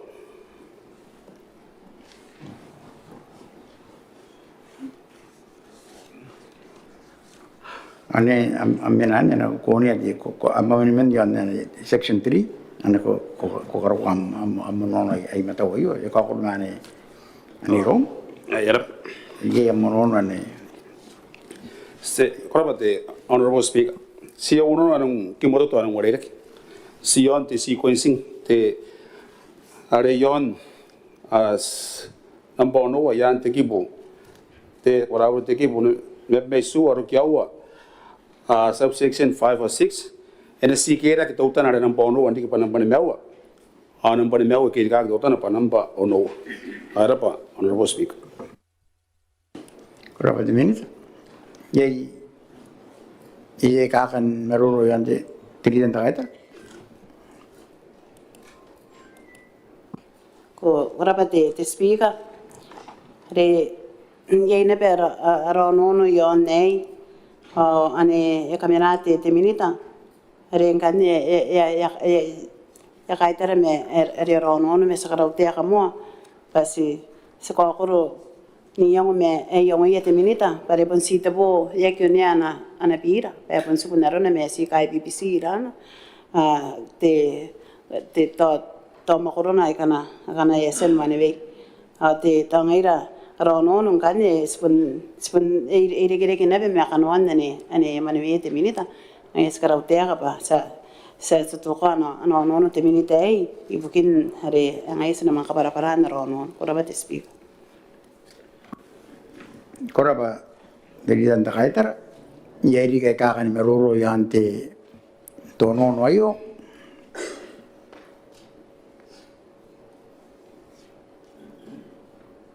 akea ako ke no imti te minita kona samap Koraba honorable speaker. Tono no skoro yo inang wala ke on city sequencing. Payong ne nang permo ay na tire na nang meaningful ara ono yon te section na re nang panimawa na ri ponang bono na kon nang panimawa pa na rest now ena kon ndari na nang pa ono na ri ponang panimawa pa na kon ye ta ko matata ena manviaki ye to regulation anang bono re nang panimawa na ri pa teswa ari kon nang taraki pa ye te perong yon ara suwa so no yente yon si bugin tanang paring on the rest now begin at the meron to no on the honorable speaker koraba de minita ayasan momenti tonono pa anaka BBC te ono wa mene mau ronda ne tabe ke de minita karinek asa kana ko to kasino yon age apus maya tonono ke kanga yeng o ke ak kanga sak age apus maya awakeak ano koya akya abus mai aya abus mai akin kan tono yen kan ya mono na bateri dan kaiter anate ani kan ya ano bateri dan kaiter korapa te speaker arono yon te kibuane ne te nua te ane yesen tan mga ne ana numbering te minita ye ata te mo no sikando ne te rate kanga arante te makoro ane ane ni mi me suwa rokiawa pa ena kana koaki are te nan are from ministries and state owned enterprises tau te nan bubusi bukin te tariaya karawan mapuri ke meiron te ministry ke te tauter ana ministry ana kampana pata makoro ere ana kona te minita yan the regulation na koro te cabinet ke te minita me te cabinet ako nan nikakia te kakae yon to rota kim ti otabanin mente to karon ta karikira ke to wana meiron ke to karikira ke meiron te tauter ta bon meiron tauter me meiron nana meiro yana ana tapon makuri ke ana kampana ngai rangane sagiria ba te te kasi se ki to no no ei ari ana kona nana ki te terate sexy te tau te pa ena punu ki na pa kona na beni ei pai kana ka te via ke na ka kawa ki na be bugiara po te no me te to community ana ri ina bendini yan te to te makan te minita me te cabinet ni ka kia to te bai se te ia te environmental impact assessment ke te ia pa yori ne e karawa ki te takarikira ki ani ka te vek ngarawa enaki tau kin te taninga te takame te pai ngan pa nang pun karawa ki na bei ngai yang kai te tono na bira te minita khariniak yon ana kona ke makan te minita pena konan ka ngai te sakorobo ki ani kaina noa te iaye te ake te rate takame te pai na koro ki ona ani pa ani takarikira ki rang ka te via ki ona ka kawaki urgent and critical meskan kame unari meskan kame na bene ina punta ngaki ana tara te minita paseksi bubusi me ron te tau terra pa ene ina ben kauka ki na koe te pota na met ai ramans kame una moare are na si gaines te makoro ei me te bubusi me ron te tau terra ai eres kame una yara ke biara ne abunu kina ai ina be kaina no yara pota na met ko na ben teve on nan kaina no ak esa ke na garikira ki te tau terra opone ya garikira ki poto kame no ne yo manta baning den ka te ai pono ba ya ro te bua ya ka ante ngai be na ro kon kora na re ene re ina ben kona te minita ni ka ngai ya ka ina no te ya me en ka dia ya bana ana karoya ai ya ani ka ngasi kamena ena ka una ki te ministry as te sowi pena ena ka ta pe nga kiliki kora ba te speaker to na kamena mo ani ki to ani te moan ani ndokian no Ta ko mina mo ana baria po mo am taiki sama ano rari mina te minita nakano kono em to no mo ana te anamo no te lidan ta kaitara ko meruro yona era bate honorable speaker skaita ono konte lidan ta kaitara nana no etai mo ayo honorable speaker yang tapana mo e karau tek ya noran te pira yo ponto ni pira are ana pira ana milita apun ganap me le kwantani ngapa round sate ito ko pa ina kamen yai ta karin ni ani konan kamen wirigi na ko maintain na sina konan yo aro me tayo mo ayo tatabi ka taman karau tek na kon round sate kete sate mente te ita ta kaitar pa te taito ore katen ani kami meria stawo me pun karena kuan te minita ana pai karena coach ay mang karina ana pai beito ko ba te taito ayo the honorable speaker ko nek sino ko yai simania ko yai pa bukina tongona honorable speaker takantani ngare te bira ayo ipun no yai yo yan takantani ngare yon the project yar si yo inakon anak kaya sa tau teka ake aro memilyon ake atangira ayari ito ko ba yo the honorable speaker kaya kana basino kuraba de minita te ayasan at saka ko mo te mo na yo te lidan ta kaitara ke saka na ko mo ne saka sino mo yan na to wana ni iyan ke sorry ikabarauri bravo. Idang ay po sama pinarita ka pa ni mang ko sama bilang tuwa na yung mintuwa na ke.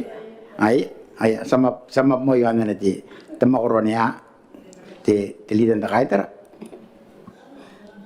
Kuraba te speaker ay nang karapa te minita yapon mane yapon te rong sa te me yep meme na kaya kayon te terate tonon ano ay se te sagi tawai sagi te terate tonon eta ena kaines ton pakaliria rong sete ba ai taran ai te pirang ai tante inte te ai pare sina kakaya te tera eta takapenen te mero te ikarapa ai to ba te takanta ninga si tangiria pakangai ena ki si yono sina konte tau te terate to te exemption nei ke te takatala yon nei pen ena tap ena ukina to kan sibun ka to ka bunga na ara pa makur pakana to ye ta nga eriki o to ti community kita ara ka o to ye ro kita to na ta to ti berisi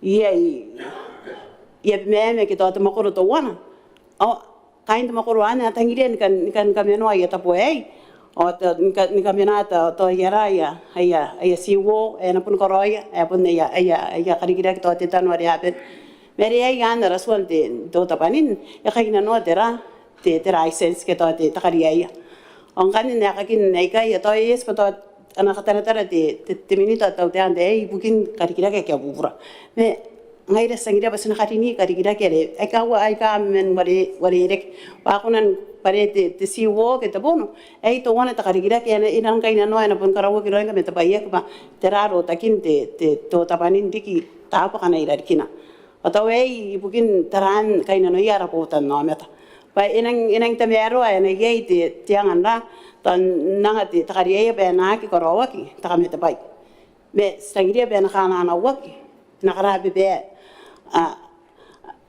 tau peina te minita ki te tau teha, intara ia na pe, ana pōta no meta. Ai are ai rono no ne ani pas na bubusiba. Ina kauka pa seksi te na ministry, o seksi te na ne sowi. O to na ka to kaina rap makor, pare ngai rang kai spending day bukia kaina men.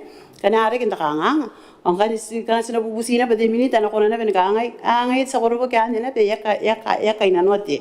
To te ia ki te rate. En pun kariya na pa kain te community ani to seksi men pun ka ben.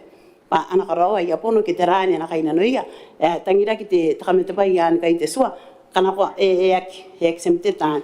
O ai na panganya na konanda te kai pa yang ia pukin ara no no ia is to kai te te terato te ninte te meroro yon karawan na sua na kakawag pukin na rapota namin. Kana pa te raung sa te minita naron na ana yung ibukin te teraka kakian te tenan kami te pai away sinabubusi pa na taraya na be harapota namet sa bubusi mo bakan na nitamuan ono te speaker ani yan rokya korap derita agya abusmaya di tonono kangayeng agya kangaysak agya abusmaya agya ano ko yak mo abusmaya kem amuan nono di telidan traitor animina kian traitor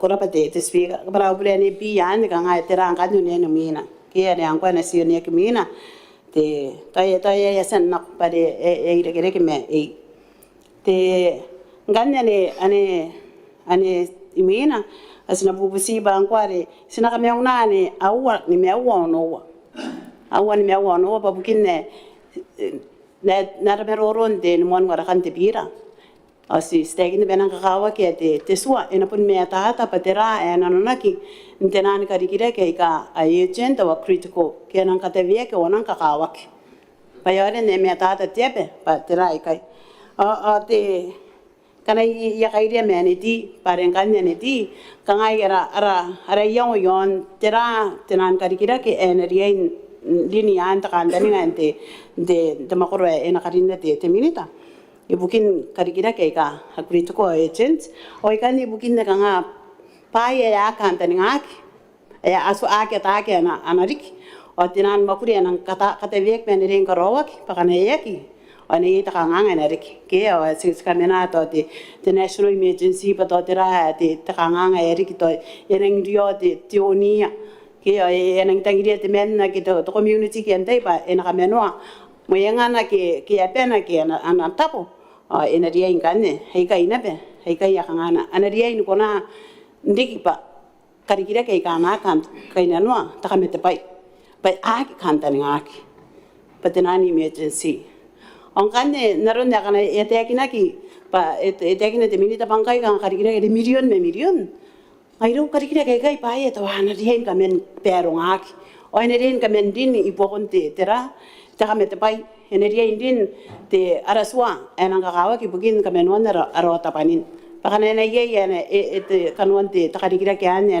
ena kona ndeke rota ki ne rota panin ke meuria te boda nome ta wen kan rien kai nan wakte ya ye ai re nan kakawaki ena me tatan te swa patera ena nunaki na agent and critical ai na ki su yan te answa pare se tai yang ai to ta te se ka ta kanuan te regulation pare aki ka venia ki kai asa ka dei patera ang kanni nang kakawaki ne pa ene me tatan ko to boda nome patera karikira ke kai Pakana karikira ke apon kamen pero ngaki ngai de sok bai kai ari ai nakiri nian te makoro ai anerin kamen nataki pato asia ke apon nang karina ai ares e kan nerara ara karindin sangoi re bena nang ipopo kiri ki bukin kapara-paraan ya kakin karikira ke kai sabusi te mamakan nara nikiran nara ono na konte te makoro ane te nua yo ante pira kora ba te speak kora ba diri na kaitara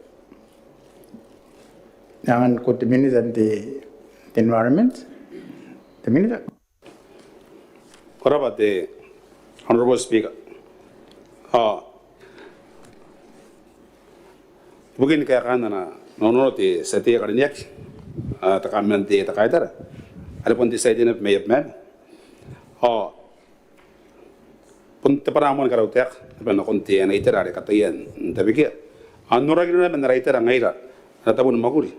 Hari itu aku pa kira kia orek itu aku pa natangira te yai aku antane ngapon nak nara bira na ramen menda yo oye te pero ngano na yon peike arang kai roch oye peike arang kata vek oye peike atangira taka de enen comprehensive ke ayare itu aku pa mente na raitera o kira ke to tupo no de kinda te trita ai kan de ka ore lek o eren ka susua gente de pira yo kira que ave ne men ari to ko pantakan taninga tau te ka asan nako o arota tena project eri ai ko nang gibera kin ka sagi babukina te ai eren karika ven men do kon te milita ati metamin te yo enori apa anang ni pe ka na kon da pera etangira ki te men yo ante ai Nuakin ay kauwaitera, paya ya warere, paya ya bubura. Ni rekere ke mete to atiang buka ke to atera harisen manemeia te sate ya karene kita kaitera, te mita mita kaitera. Yene ba ron bai pare yene ba te disaster eminan na tiobi. Yene ba na plan bukin nan. Ari to ko pata kantane nga. Enagi nang ka yoyoch aron te pira ate ba kinta yo pa esen emina roi. Yan ta kantane ngari. Yai agent and critical o yai ka wore ke ria tanaro aki tangira te yai pa abonang na kira to number 1 ke number 2 ga naruna te pekan na repira to monten ke mon warakan yai to ba yo panaran karautea kan kon na te pekate te ria ta kaitara te dai mo ayo ko basinda Robert minita yai ri ke ka kan naroro yan to no tarana ya penagi nakal kan ko imti ko sama tiri den taida Korabate te spiga as karabate raum sete te minitare tararuate arota panin nana kaya kana konte ara yung ni popo ki bukin karinan takapara yon tenan karikira kay ka akatebiek away karan kakawak awal sesen darangana ko bukin apa yaran ke stok pa ng kakawak kaya narini indapatan teswa ay nakimina yan diyan swa kaya era pa te minita ito ya punang ana bang kaya narana ayana ana pebeiri bukin te karikira ki men menderan community pangaya ta ngana te pono ay bukin te ana tapotiero ki te tapori ki to wana te botakin ay te botaki de community atau ane nanga kaina no te yae ere yana arasua te speaker are pon anasua te swane tararuaya tara minita kariniak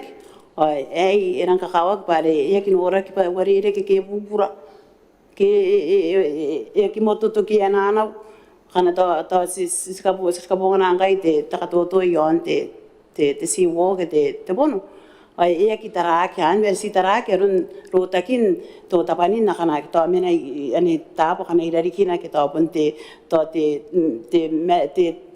tari kita te tapo kana ani ena kona ndeke yete rutakin te to tapanin ke to yete kakawa ki anere are te tera ena kaina no ke te ia tera to ponsi te tera yarana to statements ke to pai kana ana warireki menang kakawa ki pa anaria ini yai te terate te ena tapangaki ena ataki pa teraka rikirake ai ka areki yan tak para ai ai ako nang kande minitan nang ana bebere nga ngai ya kaina noi penang kakawaki tarando takin ro tapanin pakane tenang ka rikirake ka bupura ena konan ni bupura ro takin to tapanin ai tok pai seneria tarayana ate tera bukin ina wera me tenan karikirake tawani te yai kan ena koro ki tera takangangan koro wai tawani kan mga punte sisirak para kan te kaina no te yai ya ka koro to akia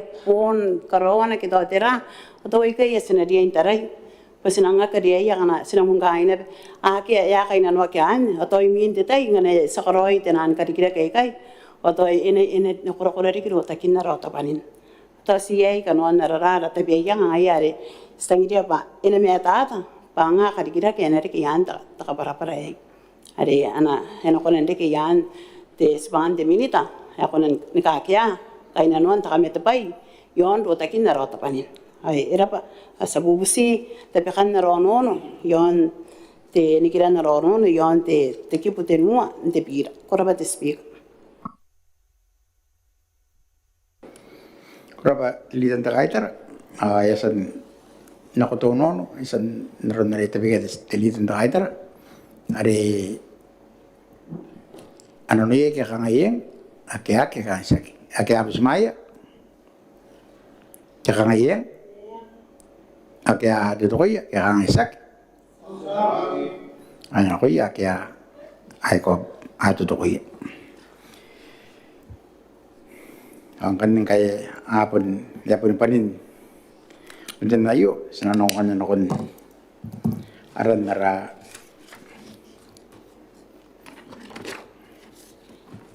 pira aran nara pira ni igamado to enati pa aran di pira akero no ye ke kangayeng akeak ke kangaisak akero no ye akeak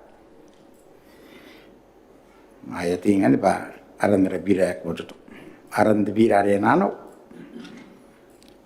inati pakanon debira aran debira akera no ye ke kanga yeng o ke ak kanga sak ye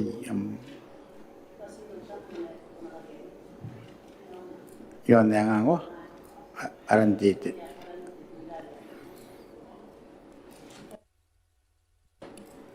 ko kan teta yon aran debira nangan ko delian da kaider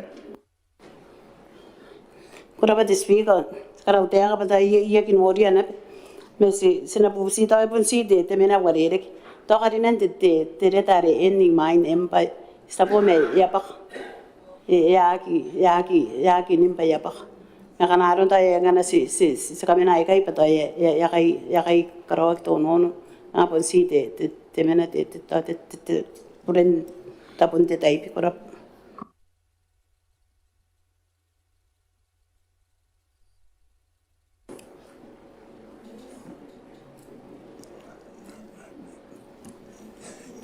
Temer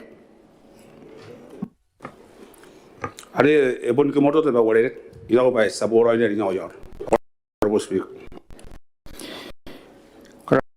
angkai ya ama me arante nakak yang kan jadi aran de bira de babak ena te baran de bira akan no ye ka ngayen o ka sa ka no ye o ka an ho ya ka no ye angan ne ya ka pani na roi kumete na kin na bira akan awowa akan ne angan ya busati tasin sajen tayo kon nangara kiara lampu ayo na kon di panana yata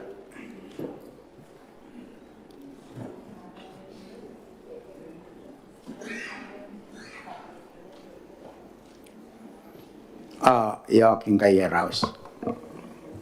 Te Clark. Kawan mereka tayan pira.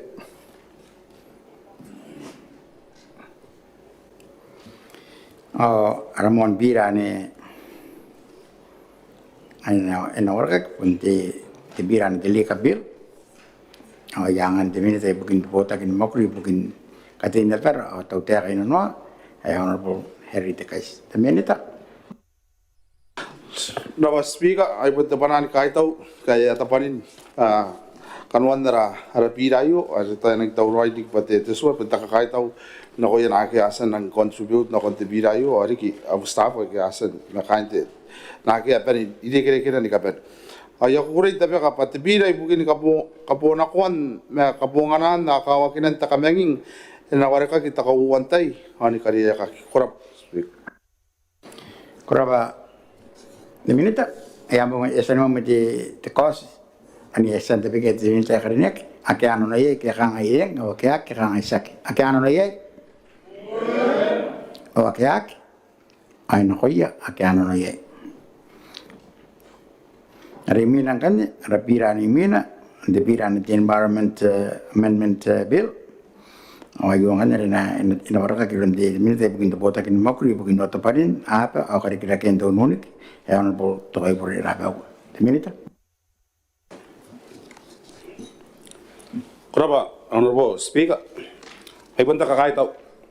Hana kunti, tengora no kay nakiasa, nang panayo, yayong ibukin, kauwan, ke arapira, iti matente iyo, taka kahit tau. Taka para bure. Kanano pa, yes pa no kunti meroro. Ay nang kakao pa, sinakay meroro, nung yakin arakowa, ibukin na pera, kilibes. Tila iyo, Honorable Speaker, pa te pira nono na konsuan to tapanin o tanga wo bimane mewa ena waraka kita ko wo ndai ani kariya kaki akropa honorable speaker kuraba de minute ay esa ni mo te cos na ron ne te bige te minute karinek ang kanya kanu ko to kas no yen pa ke ano na ye ke kang ayeng o ke kang isak ake ano na ye o ke ay no koya ake ano na ye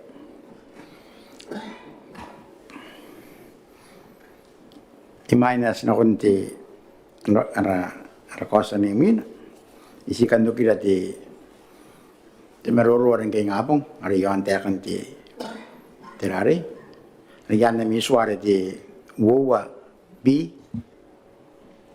ani ti teroki tuan ari yo aden na itekin na kay ngapong ikarawan tara ti swa yaki para roi nanon jesu ke bane pendakin lagi the ladies suit or formal wear okay yaki define that there formal wear non the ami rules ayo but there are the formal wear kan are naron na kanakam ko na dari ta are punya ami rules kanakam ko na darin katiri roi ito ba ya ko na bangan ni ba ina kanakam kandan ngai ito ba narari anake ti kono dikin mga teknik bare ke ekonan kanga yagi right define that there formal wear ke ako pun erawata ay na ikasan hindi din ako nung teman pa yo ayakin na pa ba ini anti teraran the jacket kiton the suit the blazer ke magyari anak kam tagilan kamato ya busing kami karawa miswa terore kam define roy di naronan kan ya pun pakai kena roy ami swayo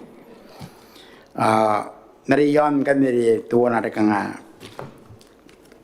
minajelita ada yon di tenan meruru age kanga to kam taku pa iri nanon tu suwa kita tera ita warbunya yani yan rura na 42 abgin na ampun kunan puin da votan kotian ka ya ru de swati di Desember Europa hari ya wari ka mangane di suang kan ya kunna bandari ya kunna pen buat si kita ni keta ti meroro naron nakam kainan ya kin ayari ya ina ban di yan mi suang ayari na pising kami pa kam dari kam makina ba tani ngare and da ina ba ngai ya to yang maringan ko yagi pen yang mo patira de tekina kimare kami ya puntan kanta kada dia kinti terong ke tera punin kami era kam narari kapu kanda pun de ya nakoke ayare ya kasukani romit nakontai kanaro ya kana ko kanya ti tiklak Terus begitu para.